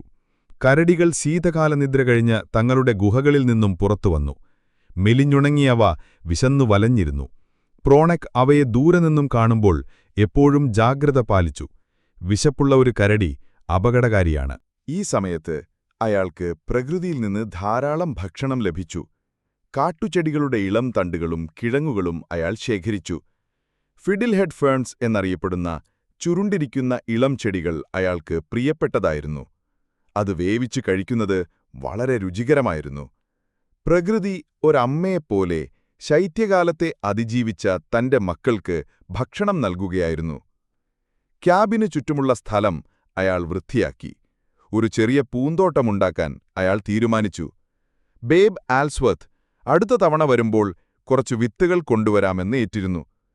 ഉരുളക്കിഴങ്ങ്, ക്യാരറ്റ്, ലെറ്റ്യൂസ് തുടങ്ങിയ പച്ചക്കറികൾ വളർത്താൻ പറ്റിയാൽ അത് ഭക്ഷണത്തിന് വലിയൊരു മുതൽക്കൂട്ടാകും. അയാൾ മണ്ണ് കിളച്ച് കല്ലുകൾ പെറുക്കിമാറ്റി കൃഷിക്കുവേണ്ടി ഒരു ചെറിയ തടമൊരുക്കി. സ്വന്തമായി ഭക്ഷണം ഉൽപ്പാദിപ്പിക്കുക എന്നത് സ്വയം പര്യാപ്തതയിലേക്കുള്ള ഒരു വലിയ ചുവടുവയ്പ്പായിരുന്നു. ഈ കാലയളവിൽ അയാൾ തന്റെ ചുറ്റുപാടുകളെ കൂടുതൽ അടുത്തറിയാൻ തുടങ്ങി. ഓരോ ദിവസവും അയാൾ ദീർഘദൂരം നടക്കാൻ പോകും. താഴ്വരയുടെ ഓരോ മുക്കും മൂലയും അയാൾക്ക് പരിചിതമായി. ഏത് കുന്നിൻമുകളിൽ നിന്നാൽ എന്ത് കാഴ്ച കാണാം, ഏത് വഴിയിലൂടെ പോയാൽ എവിടെ എത്താമെന്ന് അയാൾക്ക് മനഃപ്പാഠമായിരുന്നു. ഈ യാത്രകളിൽ അയാൾ വെറുമൊരു കാഴ്ചക്കാരനായിരുന്നില്ല, ഒരു വിദ്യാർത്ഥിയായിരുന്നു. മൃഗങ്ങളുടെ കാൽപ്പാടുകൾ നോക്കി അവയുടെ സഞ്ചാരപാതകൾ പഠിച്ചു. പക്ഷികളുടെ ശബ്ദം കേട്ട് അവയെ തിരിച്ചറിയാൻ ശീലിച്ചു. ഓരോ ചെടിയുടെയും ഗുണങ്ങൾ മനസ്സിലാക്കി. പ്രകൃതിയായിരുന്നു അയാളുടെ പുസ്തകം. അനുഭവങ്ങളായിരുന്നു പാഠങ്ങൾ. ഒരു ദിവസം മലഞ്ചെരുവിലൂടെ നടക്കുമ്പോൾ ഡോൾ ഷീപ്പ് എന്നറിയപ്പെടുന്ന ഒരിനം കാട്ടാടുകളുടെ ഒരു കൂട്ടത്തെ അയാൾ കണ്ടു. വെളുത്ത നിറമുള്ള ആ ആടുകൾ പാറക്കെട്ടുകളിലൂടെ അനായാസം ചാടിക്കയറിപ്പോകുന്നത് അയാൾ അത്ഭുതത്തോടെ നോക്കി നിന്നു. അവയുടെ ചലനങ്ങളിലെ കൃത്യതയും സന്തുലിതാവസ്ഥയും അയാളെ ആകർഷിച്ചു. അവയെ ശല്യപ്പെടുത്താതെ ദൂരെ ഒരിടത്തിരുന്ന് മണിക്കൂറുകളോളം അയാൾ അവയെ നിരീക്ഷിച്ചു. മറ്റൊരിക്കൽ ഒരു മൂസിന്റെ അമ്മയും കുഞ്ഞും തടാകത്തിൽ നിന്നും വെള്ളം കുടിക്കുന്നത് അയാൾ കണ്ടു. ആ ഭീമാകാരമായ ജീവി അതിന്റെ കുഞ്ഞിനോട് കാണിക്കുന്ന വാത്സല്യം ഹൃദയസ്പർശിയായിരുന്നു. വെറും വേട്ടക്കാരനും ഇരയും എന്നതിലുപരി പ്രകൃതിയിലെ ജീവജാലങ്ങൾക്കിടയിൽ സ്നേഹത്തിന്റെയും കരുതലിന്റെയും ബന്ധങ്ങളുണ്ടെന്ന് അയാൾ തിരിച്ചറിഞ്ഞു. ഈ കാഴ്ചകളെല്ലാം അയാൾ തന്റെ ക്യാമറയിൽ പകർത്തി. ഫോട്ടോഗ്രഫി അയാളുടെ ഒരു പ്രധാന വിനോദമായിരുന്നു. വാക്കുകൾ കൊണ്ട് വിവരിക്കാനാവാത്ത പ്രകൃതിയുടെ സൗന്ദര്യം ചിത്രങ്ങളിലൂടെ ഒപ്പിയെടുക്കാൻ അയാൾ ശ്രമിച്ചു. വേനൽക്കാലം അടുത്തതോടെ പ്രൊണക്കിന് ഒരു പുതിയ ആശയം തോന്നി. തന്റെ ഭക്ഷണസാധനങ്ങൾ കൂടുതൽ സുരക്ഷിതമായി സൂക്ഷിക്കാൻ ഒരു പ്രത്യേക സംഭരണശാല പണിയുക. വോൾവറിൻ പോലുള്ള മൃഗങ്ങളുടെ ആക്രമണത്തിൽ നിന്ന് അതിനെ സംരക്ഷിക്കണം. എന്നാൽ അതൊരു സാധാരണ കെട്ടിടമാകരുത്. അയാൾ അതിനൊരു പുതിയ രൂപം നൽകി. കാഷെ എന്നറിയപ്പെടുന്ന അലാസ്കൻ തദ്ദേശികർ പരമ്പരാഗതമായി ഉപയോഗിക്കുന്ന ഒരു രീതിയിലുള്ള സംഭരണശാല നിർമ്മിക്കാൻ അയാൾ തീരുമാനിച്ചു. തറയിൽ നിന്ന് ഉയരത്തിലുള്ള തൂണുകളിൽ നിൽക്കുന്ന ഒരു ചെറിയ മരപ്പുരയായിരുന്നു അത്. മൃഗങ്ങൾക്ക് കയറാൻ പറ്റാത്തത്ര ഉയരത്തിലായിരിക്കും അതിന്റെ തറ. 4 വലിയ മരത്തൂണുകൾ അയാൾ നിലത്ത് ഉറപ്പിച്ചു. അതിനു മുകളിൽ തറ പണിത് ചെറിയൊരു ക്യാബിൻ പോലെ ചുമരുകളും മേൽക്കരയും ഉണ്ടാക്കി. ഏറ്റവും മുകളിലേക്ക് കയറാൻ ഒരു ഏണിയും പണിതു. ഉപയോഗം കഴിയുമ്പോൾ ആ ഏണി എടുത്തുമാറ്റാം. ഇത് വോൾവറിൻ, കരടി തുടങ്ങിയ മൃഗങ്ങൾക്ക് മുകളിലേക്ക് കയറുന്നത് തടയും. ഈ നിർമ്മിതിയും പൂർണ്ണമായും കൈകൊണ്ടായിരുന്നു. ഓരോ തടിയും ചെത്തിമിനുക്കി കോർത്തുവയ്ക്കുമ്പോൾ അയാളുടെ മരപ്പണിയിലുള്ള വൈദഗ്ധ്യം വീണ്ടും തെളിഞ്ഞു. ഈ സമയത്താണ് ബേബ് ആൽസ്വർത്ത് തന്റെ ചെറുവിമാനത്തിൽ വീണ്ടും ട്വിൻ ലേക്സിലേക്ക് വന്നത്. മാസങ്ങൾക്ക് ശേഷം മറ്റൊരു മനുഷ്യനെ കാണുന്നത് പ്രോണക്കിനൊരു പ്രത്യേക അനുഭവമായിരുന്നു. ബേബ് അയാൾക്കായി കത്തുകളും ചില അവശ്യ സാധനങ്ങളും കൊണ്ടുവന്നിരുന്നു. ലോകത്ത് നടക്കുന്ന കാര്യങ്ങളെക്കുറിച്ച് അയാൾ ബേബിൽ നിന്നറിഞ്ഞു. താനുണ്ടാക്കിയ പൂന്തോട്ടത്തിനുള്ള വിത്തുകളും ബേബ് കൊണ്ടുവന്നു. ബേബ് തിരിച്ചു പോകുമ്പോൾ പ്രോനെക് വീണ്ടും തനിച്ചായി. എന്നാൽ ഇപ്പോൾ അയാൾക്ക് കൂടുതൽ ആത്മവിശ്വാസമുണ്ടായിരുന്നു. 1 വർഷത്തെ ചക്രം അയാൾ പൂർത്തിയാക്കിയിരിക്കുന്നു. വസന്തം, വേനൽ, ശരത്കാലം, കൊടും ശൈത്യം, എല്ലാ ഋതുക്കളെയും അയാൾ നേരിട്ടു. ഈ ഭൂമി ഇപ്പോൾ അയാൾക്ക് അപരിചിതമായിരുന്നില്ല. അത് അയാളുടെ വീടായിരുന്നു. ഓരോ മരവും, ഓരോ കല്ലും, ഓരോ ജീവിയും അയാളുടെ ജീവിതത്തിന്റെ ഭാഗമായിരുന്നു. വിത്തുകൾ കിട്ടിയതോടെ അയാൾ തന്റെ ചെറിയ തോട്ടത്തിൽ അവ പാകി. ദിവസവും അതിന് വെള്ളമൊഴിച്ചു. ആദ്യത്തെ ഇല വിരിഞ്ഞു വന്നപ്പോൾ ഒരു കുഞ്ഞിന്റെ ജനനം കണ്ട സന്തോഷമായിരുന്നു അയാൾക്ക്. സ്വന്തമായി നട്ടുവളർത്തിയ പച്ചക്കറി കഴിക്കുക എന്ന സ്വപ്നം യാഥാർത്ഥ്യമാകാൻ പോവുകയായിരുന്നു. അലാസ്കയിലെ വേനൽക്കാലം സജീവമായി.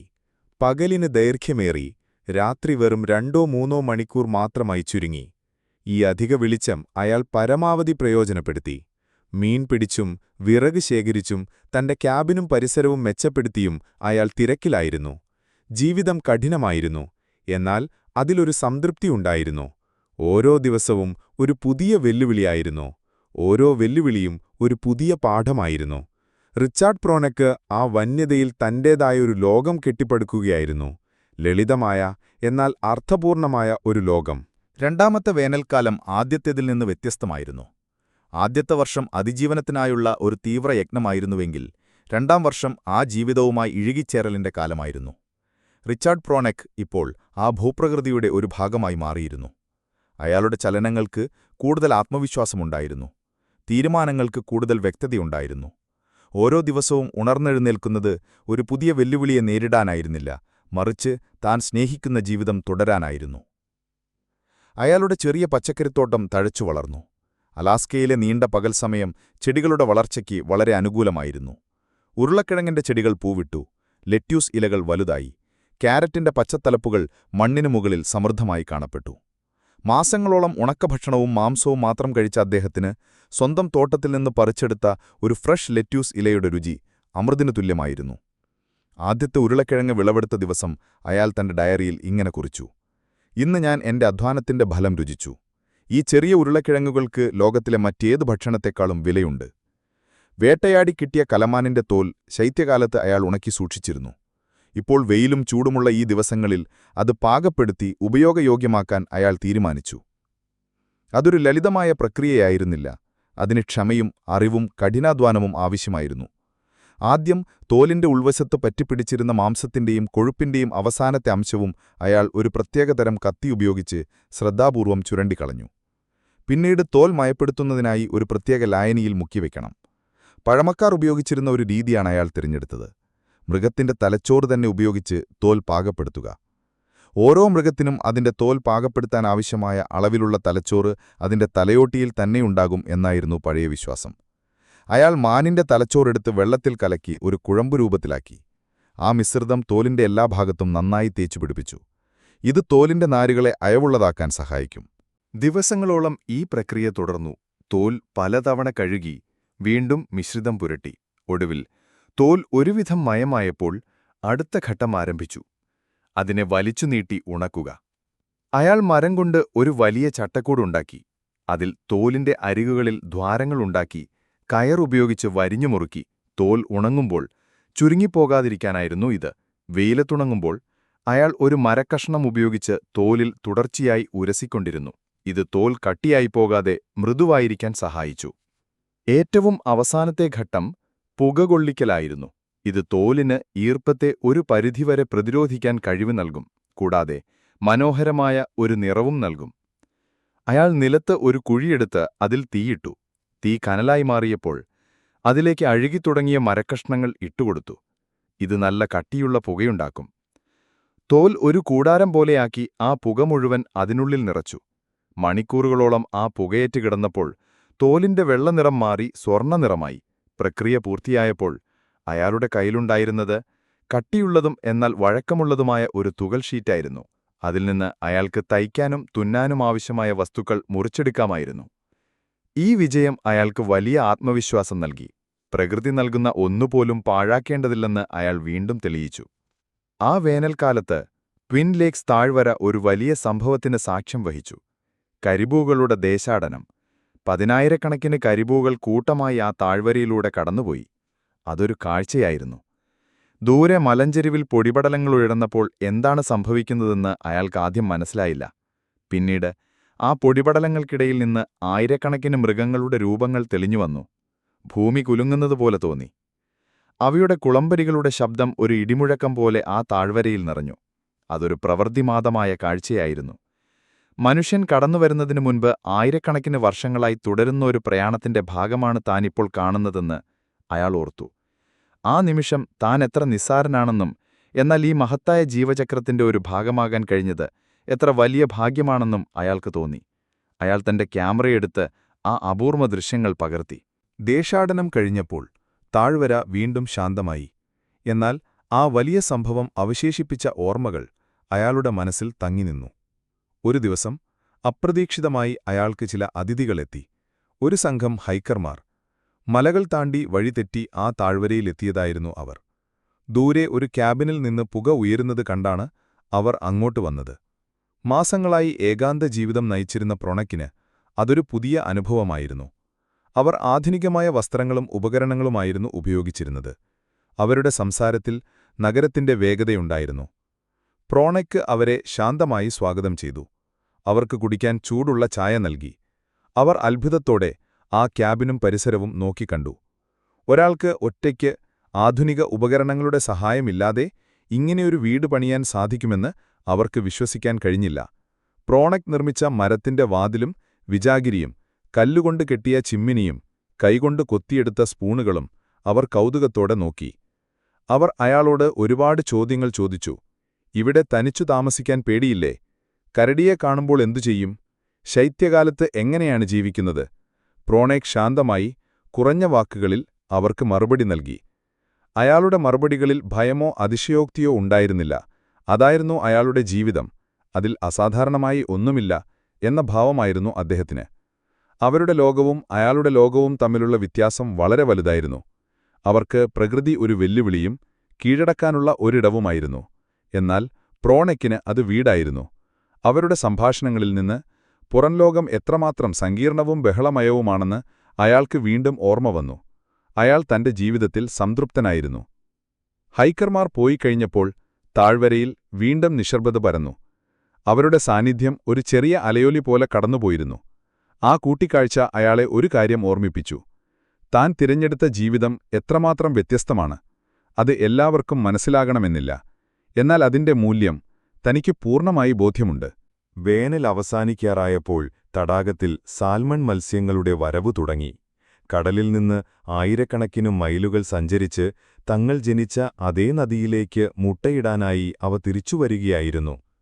തടാകത്തിലെ തെളിഞ്ഞ വെള്ളത്തിൽ ചുവന്ന നിറത്തിലുള്ള സാൽമൺ മത്സ്യങ്ങൾ കൂട്ടമായി നീന്തുന്നത് കാണാമായിരുന്നു. കരടികളും കഴുകന്മാരും ഈ അവസരം മുതലെടുക്കാൻ തടാകക്കരയിൽ തമ്പടിച്ചു. അതൊരു മത്സ്യക്കൊയ്ത്തിന്റെ കാലമായിരുന്നു. പ്രോനേക്കും ആവശ്യത്തിനുള്ള സാൽമൺ മത്സ്യങ്ങളെ പിടിച്ചു. ശൈത്യകാലത്തേക്ക് ഉണക്കിയും പുകയിട്ടും സൂക്ഷിക്കാൻ അത് ഉപകരിക്കും. പിടിക്കുന്ന ഓരോ മത്സ്യത്തോടും അയാൾ മനസ്സിൽ നന്ദി പറഞ്ഞു. അവയുടെ ജീവത്യാഗം തന്റെ നിലനിൽപ്പിന് അത്യന്താപേക്ഷിതമായിരുന്നു. ശരത്കാലം വീണ്ടും വരവറിയിച്ചു. മരങ്ങൾ വീണ്ടും വർണ്ണങ്ങളണിഞ്ഞു. ദിവസങ്ങൾ ചെറുതായി. രാത്രികൾക്ക് തണുപ്പ് കൂടി. പ്രോനേക് അടുത്ത ശൈത്യകാലത്തിനുള്ള തയ്യാറെടുപ്പുകൾ തുടങ്ങി. വിറക് ശേഖരിച്ചു. ഭക്ഷണം സംഭരിച്ചു. ക്യാബിൻ സുരക്ഷിതമാക്കി. എന്നാൽ ഇത്തവണ അയാളുടെ മനസ്സിൽ ഭയമായിരുന്നില്ല. മറിച്ച് ഒരു വർഷത്തെ അനുഭവസമ്പത്തിന്റെ ധൈര്യമായിരുന്നു. ഓരോ ഋതുവും എന്താണ് കൊണ്ടുവരുന്നതെന്നും അതിനെ എങ്ങനെ നേരിടണമെന്നും അയാൾ പഠിച്ചു കഴിഞ്ഞിരുന്നു. ഈ വന്യത അയാളുടെ ശത്രുവായിരുന്നില്ല, മറിച്ച് ഗുരുനാഥനായിരുന്നു. രണ്ടാമത്തെ ശൈത്യകാലം ഒരു പൊഴിയ സുഹൃത്തിനെ പോലെയാണ് വന്നത്. അതിന്റെ വരവിൽ അപ്രതീക്ഷിതമായി ഒന്നുമുണ്ടായിരുന്നില്ല. ആദ്യത്തെ വർഷം ഓരോ മഞ്ഞുവീഴ്ചയും ഒരു മുന്നറിയിപ്പായിരുന്നു. ഓരോ തണുത്ത കാറ്റും ഒരു ഭീഷണിയായിരുന്നു. എന്നാൽ ഇപ്പോൾ പ്രൊണക്കിന് പ്രകൃതിയുടെ താളം പരിചിതമായിരുന്നു. ശരത്കാലത്തിന്റെ അവസാനത്തെ അടയാളങ്ങൾ കണ്ടു തുടങ്ങുമ്പോഴേ അയാൾക്കറിയാമായിരുന്നു എപ്പോൾ തയ്യാറെടുപ്പുകൾ പൂർത്തിയാക്കണമെന്ന്. വിറകിൻ കൂമ്പാരം ഇപ്പോൾ കൂടുതൽ വലുതും ചിട്ടയുള്ളതുമായിരുന്നു. ഉണക്കി സൂക്ഷിച്ച മത്സ്യത്തിന്റെയും മാംസത്തിന്റെയും അളവ് കൃത്യമായി കണക്കാക്കിയിരുന്നു. ഭയമായിരുന്നില്ല, മറിച്ച് ഒരു തരം ശാന്തമായ തയ്യാറെടുപ്പായിരുന്നു അയാളുടെ മനസ്സിൽ. ഈ ശൈത്യകാലത്ത് അതിജീവനത്തിന്റെ അടിസ്ഥാന ആവശ്യങ്ങൾക്കപ്പുറം തന്റെ ജീവിതം രേഖപ്പെടുത്തുന്നതിൽ അയാൾ കൂടുതൽ ശ്രദ്ധ കേന്ദ്രീകരിച്ചു. തന്റെ ഡയറി എഴുത്ത് കൂടുതൽ വിശദമായി. വെറും സംഭവങ്ങൾ കുറിക്കുന്നതിനപ്പുറം തന്റെ ചിന്തകളെയും നിരീക്ഷണങ്ങളെയും അയാൾ ആഴത്തിൽ വിശകലനം ചെയ്യാൻ തുടങ്ങി. ഇന്ന് ഞാനൊരു ചെന്നാലിയുടെ കാൽപ്പാടുകൾ കണ്ടു. അതൊറ്റയ്ക്കായിരുന്നു. അതിന്റെ നടത്തത്തിന്റെ രീതി കണ്ടിട്ട് അതെവിടെയോ പോവുകയായിരുന്നില്ല, മറിച്ച് എന്തോ തിരയുകയായിരുന്നുവെന്ന് തോന്നി. ഒരുപക്ഷേ അതിന്റെ കൂട്ടം നഷ്ടപ്പെട്ടതാവാം. ഈ വന്യതയിൽ ഒറ്റയ്ക്കാവുക എന്നാൽ എന്താണെന്ന് ഒരുപക്ഷേ അതിനും അറിയാമായിരിക്കും. ഇത്തരം കുറിപ്പുകൾ അയാളുടെ ഏകാന്തതയെക്കുറിച്ചുള്ള കാഴ്ചപ്പാടുകളെയും പ്രകൃതിയുമായുള്ള ആത്മബന്ധത്തെയും വെളിപ്പെടുത്തി. അതുപോലെ തന്റെ 16mm ബോലക്സ് ക്യാമറയുമായി അയാൾ കൂടുതൽ സമയം ചെലവഴിച്ചു. താൻ എങ്ങനെയാണ് ഈ ലോകം കെട്ടിപ്പടുത്തതെന്ന് സ്വയം ചിത്രീകരിക്കാൻ തുടങ്ങി. ഇതത്ര എളുപ്പമുള്ള കാര്യമായിരുന്നില്ല. ക്യാമറ ഒരു ട്രൈപ്പോഡിൽ ഉറപ്പിച്ചുവെച്ച് ഫ്രെയിം ശരിയാക്കി ടൈമർ സെറ്റ് ചെയ്ത് ഓടിച്ചെന്ന് വിറക് വെട്ടുന്നതോ മരപ്പണി ചെയ്യുന്നതോ ആയ രംഗങ്ങൾ ചിത്രീകരിക്കണം. കൊടും തണുപ്പിൽ കട്ടിയുള്ള കയ്യുറകൾക്കിടയിലൂടെ ക്യാമറയുടെ ചെറിയ ബട്ടണുകൾ പ്രവർത്തിപ്പിക്കുന്നത് ശ്രമകരമായിരുന്നു. വിറയ്ക്കുന്ന കൈകളോടെ ലെൻസ് ക്രമീകരിക്കുക, തണുപ്പിൽ ഫിലിം മാറ്റുക, എല്ലാം ക്ഷമ ആവശ്യപ്പെടുന്ന ജോലികളായിരുന്നു. എന്നാൽ അയാൾക്ക് അതൊരു ലക്ഷ്യബോധം നൽകി. താൻ ചെയ്യുന്നത് വെറുമൊരു വ്യക്തിപരമായ കാര്യമല്ല, മറിച്ച് നഷ്ടപ്പെട്ടുകൊണ്ടിരിക്കുന്ന ഒരു ജീവിതരീതിയുടെ നേർസാക്ഷ്യമാണെന്ന് അയാൾക്ക് തോന്നിത്തുടങ്ങി. യന്ത്രങ്ങളുടെ സഹായമില്ലാതെ സ്വന്തം കൈകളുടെ കരുത്തും പ്രകൃതിയുടെ വിഭവങ്ങളും മാത്രം ഉപയോഗിച്ച് ഒരു മനുഷ്യന് എങ്ങനെ മനോഹരവും അർത്ഥപൂർണവുമായ ഒരു ജീവിതം നയിക്കാൻ കഴിയുമെന്ന് ലോകത്തെ കാണിക്കാനുള്ള ഒരു ശ്രമം. അയാൾ തന്റെ ക്യാബിൻ നിർമ്മിക്കുന്നതിന്റെ ഓരോ ഘട്ടവും, മീൻ പിടിക്കുന്നതും തോൽ പാകപ്പെടുത്തുന്നതും എല്ലാം ശ്രദ്ധയോടെ ചിത്രീകരിച്ചു. ആ ഫിലിം റോളുകൾ വെറും ചിത്രങ്ങളായിരുന്നില്ല, അതൊരു പാഠപുസ്തകമായിരുന്നു. ഈ ശൈത്യകാലത്ത് അയാളുടെ കരവിരുത് പുതിയ തലങ്ങളിലേക്ക് കടന്നു. ലളിതമായ സ്പൂണുകളും പാത്രങ്ങളും നിർമ്മിക്കുന്നതിൽ നിന്നും മാറി കൂടുതൽ സങ്കീർണവും മനോഹരവുമായ വസ്തുക്കൾ നിർമ്മിക്കാൻ അയാൾ ശ്രമിച്ചു. ഒരു ദിവസം കാട്ടിലൂടെ നടക്കുമ്പോൾ ഒരു ബിർച്ചു മരത്തിന്റെ തടിയിൽ ഒരു വലിയ മുഴ അയാൾ കണ്ടു. മരത്തിന്റെ സാധാരണ വളർച്ചയിൽ നിന്ന് വ്യത്യസ്തമായി അതിന്റെ നാരുകൾ കെട്ടുപിണഞ്ഞു വളരുന്ന ഒരു ഭാഗമാണിത്. ഈ ഭാഗം മുറിച്ചെടുത്ത് പണിതാൽ അതിമനോഹരമായ ഡിസൈനുകളുള്ള പാത്രങ്ങൾ ഉണ്ടാക്കാൻ കഴിയുമെന്ന് അയാൾക്കറിയാമായിരുന്നു. ആ വലിയ മുഴ മുറിച്ചെടുക്കുന്നത് തന്നെ ഒരു വലിയ ജോലിയായിരുന്നു. പിന്നീട് ക്യാബിനകത്തിരുന്ന് ദിവസങ്ങളും ആഴ്ചകളും എടുത്ത് അയാൾ അതിനെ ഒരു പാത്രമാക്കി മാറ്റാൻ തുടങ്ങി. പുറത്തെ പരുക്കൻ ഭാഗങ്ങൾ ചെത്തിക്കളഞ്ഞ് ഉൾഭാഗം ഉളികൊണ്ട് അല്പാൽപമായി കൊത്തിയെടുത്ത് അതൊരു ശില്പം കൊത്തിയെടുക്കുന്നത് പോലെയായിരുന്നു. മരത്തിന്റെ ഉള്ളിലൊളിഞ്ഞിരിക്കുന്ന രൂപത്തെ പുറത്തു കൊണ്ടുവരികയായിരുന്നു അയാൾ. ഓരോ കൊത്തിലും മരത്തിന്റെ കെട്ടുപിണഞ്ഞ നാരുകളുടെ മനോഹരമായ ഡിസൈനുകൾ തെളിഞ്ഞുവന്നു. പണി പൂർത്തിയായപ്പോൾ അതൊരു സാധാരണ പാത്രമായിരുന്നില്ല, ഒരു കലാസൃഷ്ടിയായിരുന്നു. അതിന്റെ ഓരോ ഭാഗത്തും അയാളുടെ അധ്വാനത്തിന്റെ, ക്ഷമയുടെ, സർഗാത്മകതയുടെ കയ്യൊപ്പ് പതിഞ്ഞിരുന്നു. അയാളുടെ ഏകാന്ത ജീവിതത്തിൽ ചില ചെറിയ കൂട്ടുകാരും പ്രത്യക്ഷപ്പെട്ടു തുടങ്ങി. ചാരനിറത്തിലുള്ള ഒരുതരം പക്ഷി. അലാസ്കയിൽ ക്യാമ്പ് കൊള്ളക്കാരൻ എന്ന ഓമനപ്പേരിൽ അറിയപ്പെടുന്നവ അയാളുടെ ക്യാമ്പിനു ചുറ്റും സ്ഥിരം സന്ദർശകരായി മാറി. അവയ്ക്ക് മനുഷ്യരെ ഭയമില്ലായിരുന്നു. ആദ്യം ദൂരെ മാറി നിന്ന് നിരീക്ഷിച്ച അവ പതിയെ പതിയെ അടുത്തുവരാൻ തുടങ്ങി. പ്രൊണയ്ക്ക് പുറത്തിരുന്ന് ഭക്ഷണം കഴിക്കുമ്പോൾ അവ ഒരു അവസരത്തിനായി കാത്തുനിൽക്കും. ഒരു ദിവസം അയാൾ തന്റെ കൈയിൽ ഒരു റൊട്ടിക്കഷ്ണം വെച്ച് അനങ്ങാതെ നിന്നു. ഒരു പക്ഷി പറന്നുവന്ന് അയാളുടെ കൈയിലിരുന്ന് ഒരു നിമിഷത്തെ ശങ്കയ്ക്ക് ശേഷം ആ റൊട്ടിക്കഷ്ണം കൊത്തിയെടുത്ത് പറന്നുപോയി. അതൊരു തുടക്കമായിരുന്നു. പിന്നീട് അതൊരു പതിവായി. അയാൾ അവയ്ക്ക് പേരിട്ടു. അവയുടെ സാന്നിധ്യം ആ വലിയ നിശ്ശബ്ദതയ്ക്ക് ഒരു ചെറിയ ജീവൻ നൽകി. അതൊരു സംഭാഷണമില്ലാത്ത സൗഹൃദമായിരുന്നു. മറ്റൊരു സ്ഥിരം സന്ദർശകൻ ഒരു കുറുക്കനായിരുന്നു. എല്ലാ ദിവസവും ഒരേ സമയം അത് ക്യാബിന്റെ പരിസരത്തുകൂടി നടന്നുപോകും.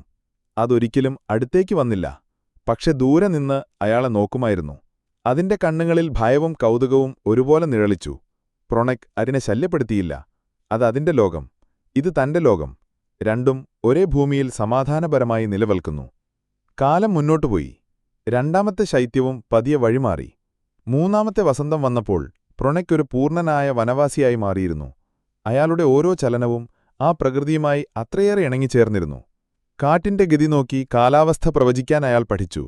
മൃഗങ്ങളുടെ പെരുമാറ്റത്തിലെ ചെറിയ മാറ്റങ്ങൾ പോലും അയാൾക്ക് മനസ്സിലാക്കാൻ കഴിഞ്ഞു. ഇപ്പോൾ അയാൾ പുതിയ നിർമ്മാണ പ്രവർത്തനങ്ങളിലേക്ക് കടന്നു. തടാകക്കരയിൽ ഒരു ചെറിയ ബോട്ട് ജെട്ടി പണിയാൻ അയാൾ തീരുമാനിച്ചു. തന്റെ ചെറിയ കാനോ അടുപ്പിക്കാനും അതിൽ നിന്ന് സാധനങ്ങൾ ഇറക്കാനും ഇത് സൗകര്യപ്രദമാകും. വീണ്ടും കോടാലിയും വാളും ഉളിയും ചലിച്ചു. തടാകത്തിലേക്ക് തള്ളി നിൽക്കുന്ന ഉറപ്പുള്ള ഒരു മരപ്പാലം അയാൾ നിർമ്മിച്ചു. അതിന്റെ ഓരോ തൂണും തടാകത്തിന്റെ അടിത്തട്ടിലെ പാറകളിൽ ഉറപ്പിച്ചു.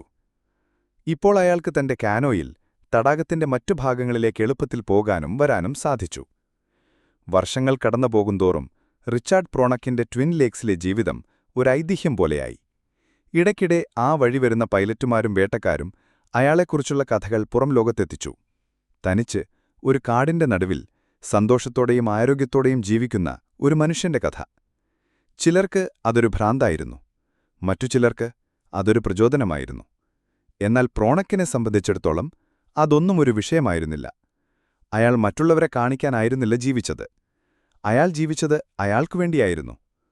ഓരോ ദിവസവും സൂര്യൻ ഉദിക്കുമ്പോൾ ശുദ്ധമായ വായു ശ്വസിച്ച്, തടാകത്തിലെ തെളിഞ്ഞ വെള്ളം കുടിച്ച്, സ്വന്തം അധ്വാനം കൊണ്ട് ഭക്ഷണം കണ്ടെത്തി, പ്രകൃതിയുടെ അനന്തമായ സൗന്ദര്യം ആസ്വദിച്ച് ജീവിക്കുന്നതിൽ അയാൾ സംതൃപ്തി കണ്ടെത്തി. അയാളുടെ ജീവിതം ലളിതമായിരുന്നു, എന്നാൽ അത് സമ്പന്നമായിരുന്നു. പണം കൊണ്ടോ വസ്തുവകകൾ കൊണ്ടോ അളക്കാൻ കഴിയാത്ത ഒരുതരം സമ്പന്നത. വർഷങ്ങൾ ഒരേ താളത്തിൽ കടന്നുപോയി. 1968 50-ാം വയസ്സിൽ തുടങ്ങിയ ആ ഏകാന്തവാസം ഒരു ദശാബ്ദം പിന്നിട്ടു. റിച്ചാർഡ് പ്രൊണക് 60കളിലേക്ക് കടന്നു. നഗരത്തിലെ സമപ്രായക്കാർ വാർദ്ധക്യത്തെക്കുറിച്ച് ചിന്തിച്ചു തുടങ്ങുമ്പോൾ പ്രൊണക് ഓരോ ദിവസവും കൂടുതൽ ഊർജ്ജസ്വലനായിക്കൊണ്ടിരുന്നു. കഠിനാധ്വാനം നിറഞ്ഞ ജീവിതം അയാളുടെ ശരീരത്തെ ഉരുക്കുപോലെ ഉറപ്പുള്ളതാക്കി. അദ്ദേഹത്തിന്റെ പേശികൾക്ക് ഇപ്പോഴും വിറകു പിളർക്കാനും ഭാരമുള്ള തടികൾ ഉയർത്താനുമുള്ള കരുത്തുണ്ടായിരുന്നു. അയാളുടെ കണ്ണുകൾക്ക് ദൂരെ മലഞ്ചെരുവിലെ ഒരു ചെറിയ അനക്കം പോലും തിരിച്ചറിയാനുള്ള മൂർച്ചയുണ്ടായിരുന്നു. ഈ കാലഘട്ടത്തിൽ അയാളുടെ ജീവിതം ഒരു കലാരൂപം പോലെയായി മാറി. ഓരോ പ്രവൃത്തിക്കും കൃത്യതയും സൗന്ദര്യവുമുണ്ടായിരുന്നു. അയാൾ തന്റെ ക്യാബിൻ നിരന്തരം മെച്ചപ്പെടുത്തിക്കൊണ്ടിരുന്നു. ശൈത്യകാലത്ത് കാറ്റ് കയറാൻ സാധ്യതയുള്ള ചെറിയ വിടവുകൾ പോലും അയാൾ ശ്രദ്ധയോടെ അടച്ചു. പായലും മരക്കഷ്ണങ്ങളും ഉപയോഗിച്ച് അയാൾ ചുമരുകൾക്ക് കൂടുതൽ ഇൻസുലേഷൻ നൽകി. താൻ നിർമ്മിച്ച ഓരോ ഉപകരണവും അയാൾ പൊന്നുപോലെ സൂക്ഷിച്ചു. ഉപയോഗം കഴിഞ്ഞാൽ അവ വൃത്തിയാക്കി മൂർച്ച കൂട്ടി കൃത്യമായ സ്ഥാനത്ത് വയ്ക്കും. ആ ചെറിയ ക്യാബിനുള്ളിൽ ഒന്നിനും ഒരു സ്ഥാനചലനമുണ്ടായിരുന്നില്ല. എല്ലാം ചിട്ടപ്പെടുത്തിയൊരു ലോകം. പ്രൊണക്കിന്റെ നിരീക്ഷണപാടവം ഈ വർഷങ്ങളിൽ കൂടുതൽ ആഴത്തിലുള്ളതായി മാറി. അയാൾ വെറും കാഴ്ചക്കാരനിൽ നിന്ന് ഒരു പ്രകൃതിശാസ്ത്രജ്ഞനായി മാറുകയായിരുന്നു. ഓരോ ജീവിയുടെയും ജീവിതചക്രം അയാൾ ക്ഷമയോടെ നിരീക്ഷിച്ചു. ഒരു ജോഡി ലോണുകൾ എല്ലാ വർഷവും തടാകത്തിലെ ഒരേ സ്ഥലത്ത് കൂടുവയ്ക്കുന്നത് അയാൾ ശ്രദ്ധിച്ചു. അവയുടെ മുട്ട വിരിയുന്നതും കുഞ്ഞുങ്ങൾ ആദ്യമായി വെള്ളത്തിലിറങ്ങുന്നതും മാതാപിതാക്കൾ അവയെ മീൻ പിടിക്കാൻ പഠിപ്പിക്കുന്നതും അയാൾ ദൂരെയിരുന്ന് ദിവസങ്ങളോളം നോക്കിക്കണ്ടു. ആ പക്ഷികളുടെ ജീവിതത്തിലെ ഓരോ ഘട്ടവും അയാൾ തന്റെ ഡയറിയിൽ രേഖപ്പെടുത്തി. അതുപോലെ അണ്ണാറക്കണ്ണന്മാരുടെ ലോകവും അയാൾക്ക് പരിചിതമായി. അവ ശൈത്യകാലത്തേക്ക് ഭക്ഷണം ശേഖരിക്കുന്ന രീതി, പരസ്പരം ആശയവിനിമയം നടത്തുന്ന ശബ്ദങ്ങൾ, അപകടം വരുമ്പോൾ നൽകുന്ന മുന്നറിയിപ്പുകൾ എല്ലാം അയാൾ മനസ്സിലാക്കി. ചിലപ്പോൾ ഒരണ്ണാറക്കണ്ണൻ തന്റെ ക്യാബിനിന്റെ മേൽക്കൂരയിൽ വന്നിരുന്ന് അയാളെ നോക്കി ശബ്ദമുണ്ടാക്കും. അതൊരു സൗഹൃദ സംഭാഷണം പോലെ അയാൾക്ക് തോന്നും. ഒരു വേനൽക്കാലത്ത് ഒരു പെൺകരടി അതിന്റെ 2 കുഞ്ഞുങ്ങളുമായി തടാകക്കരയിൽ സ്ഥിരമായി വരാൻ തുടങ്ങി. പ്രൊണക് അവയ്ക്കൊരു പേരിട്ടു, ബോക്സി എന്ന്. അവയെ ഭയപ്പെടുത്താതെ എന്നാൽ സുരക്ഷിതമായ അകലം പാലിച്ച് അയാൾ അവയുടെ പെരുമാറ്റങ്ങൾ നിരീക്ഷിച്ചു.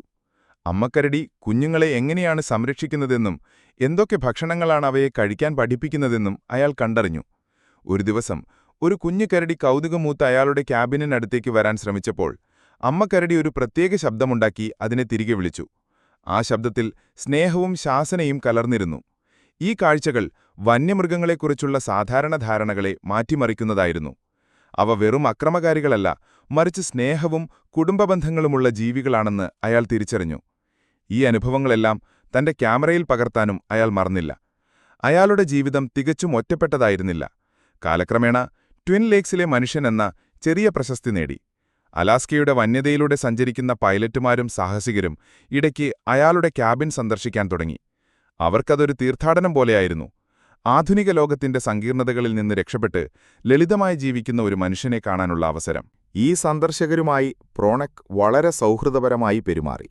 എന്നാൽ അയാൾ ഒരിക്കലും അതിഥികളെ അധിക സമയം നിർത്താൻ ഇഷ്ടപ്പെട്ടില്ല. തന്റെ ശാന്തമായ ജീവിതത്തിന്റെ താളം തെറ്റുന്നത് അയാൾക്കിഷ്ടമായിരുന്നില്ല. വരുന്നവരോടയാൾ തന്റെ വീടും തോട്ടവും കാണിച്ചു കൊടുക്കും. താൻ നിർമ്മിച്ച വസ്തുക്കൾ പരിചയപ്പെടുത്തും. അവരുടെ ചോദ്യങ്ങൾക്ക് ശാന്തമായി മറുപടി നൽകും. എന്നാൽ സംഭാഷണം അധികം നീട്ടിക്കൊണ്ടുപോകില്ല. അയാളുടെ ലോകം അയാളുടേത് മാത്രമായിരുന്നു. പുറത്തുനിന്നുള്ളവർക്ക് അതിലൊരു ഹ്രസ്വ സന്ദർശനത്തിന് മാത്രമേ അനുവാദമുണ്ടായിരുന്നുള്ളൂ. ഒരിക്കൽ നാഷണൽ പാർക്ക് സർവീസിലെ കുറച്ച് ഉദ്യോഗസ്ഥർ അയാളെ കാണാൻ വന്നു. ട്വിൻ ലേക്സ് ഉൾപ്പെടുന്ന പ്രദേശം ഒരു സംരക്ഷിത വനമേഖലയായി പ്രഖ്യാപിക്കാൻ പോവുകയായിരുന്നു. അവിടെ മനുഷ്യവാസം അനുവദനീയമല്ലായിരുന്നു. എന്നാൽ റിച്ചാർഡ് പ്രോണക്കിന്റെ കാര്യത്തിൽ അവർക്കൊരു തീരുമാനമെടുക്കാൻ കഴിഞ്ഞില്ല. കാരണം അയാൾ ആ വനത്തിനൊരു ദോഷവും ചെയ്യുന്നില്ലെന്ന് അവർക്ക് ബോധ്യമുണ്ടായിരുന്നു.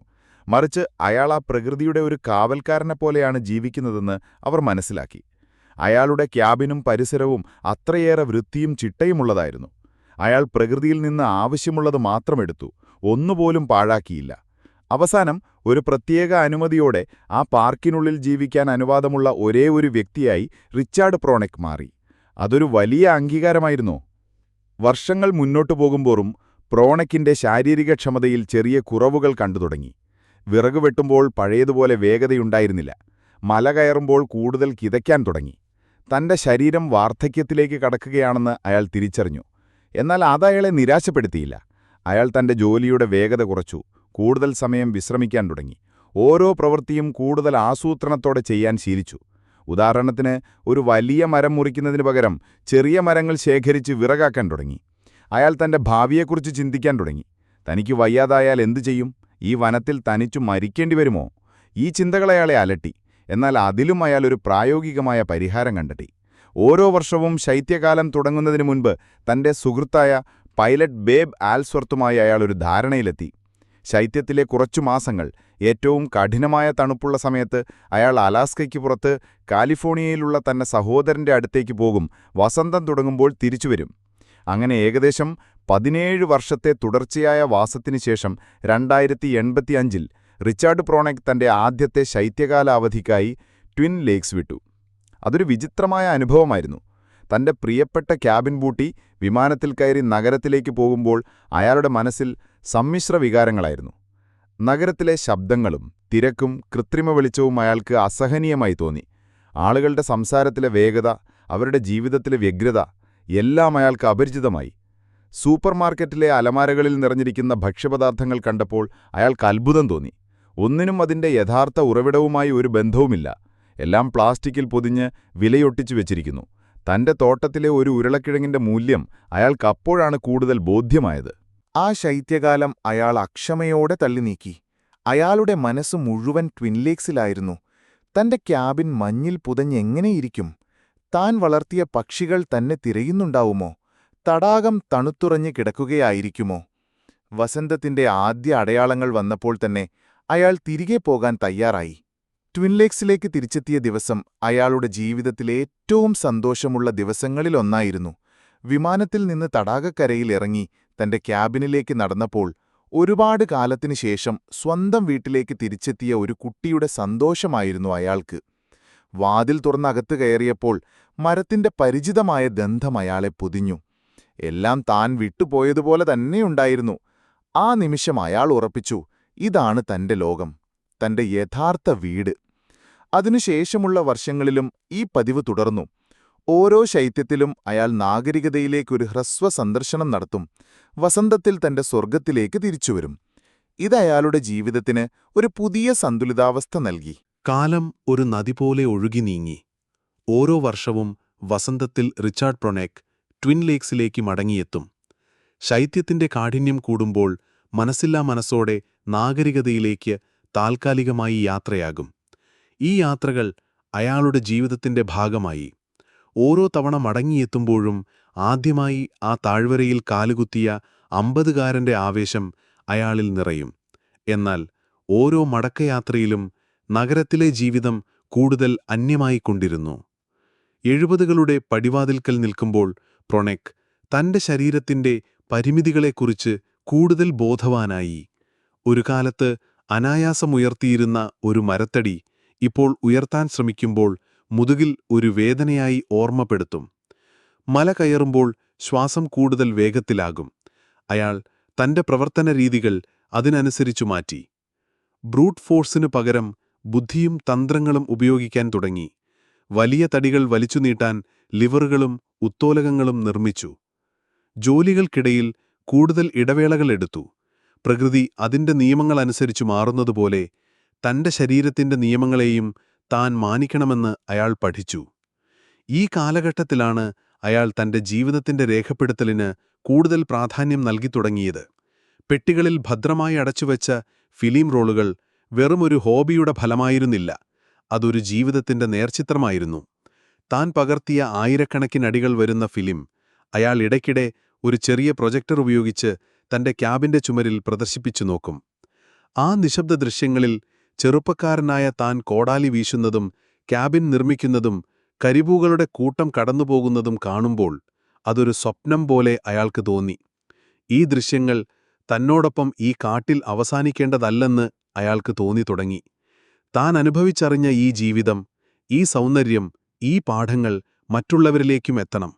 പ്രശസ്തിക്കു വേണ്ടിയായിരുന്നില്ല അത്, മറിച്ച് വേഗതയേറിയ ഉപഭോഗാസക്തമായ ഒരു ലോകത്തിൽ മറ്റൊരു തരത്തിലുള്ള ജീവിതം സാധ്യമാണ് എന്ന് കാണിച്ചുകൊടുക്കാൻ വേണ്ടിയായിരുന്നു. സ്വന്തം കൈകൾ കൊണ്ടും പ്രകൃതിയോടിണങ്ങിയും സംതൃപ്തമായ ഒരു ജീവിതം നയിക്കാമെന്ന സന്ദേശം. അയാളെപ്പോലെ തന്നെ ആ മരവീടും കാലത്തിന്റെ അടയാളങ്ങൾ പേറിത്തുടങ്ങിയിരുന്നു. മേൽക്കൂരയിലെ പായൽ ചിലയിടങ്ങളിൽ ദ്രവിച്ചു തുടങ്ങിയിരുന്നു. ചില തടികൾക്ക് മരയും മഞ്ഞുമേറ്റ് നിറം മങ്ങിയിരുന്നു. പ്രൊണേക് ഒരു ശില്പി തന്റെ സൃഷ്ടിയെ പരിപാലിക്കുന്നതുപോലെ ആ വീടിനെ നോക്കി. ഓരോ വസന്തത്തിലും അയാൾ അതിന്റെ കേടുപാടുകൾ തീർത്തു. ദ്രവിച്ച പായലിനു പകരം പുതിയതു വെച്ചു. ഇളകിയ ഭാഗങ്ങൾ ഉറപ്പിച്ചു. ആ ക്യാബിൻ അയാളുടെ ശരീരത്തിന്റെ ഒരു ഭാഗം പോലെയായിരുന്നു.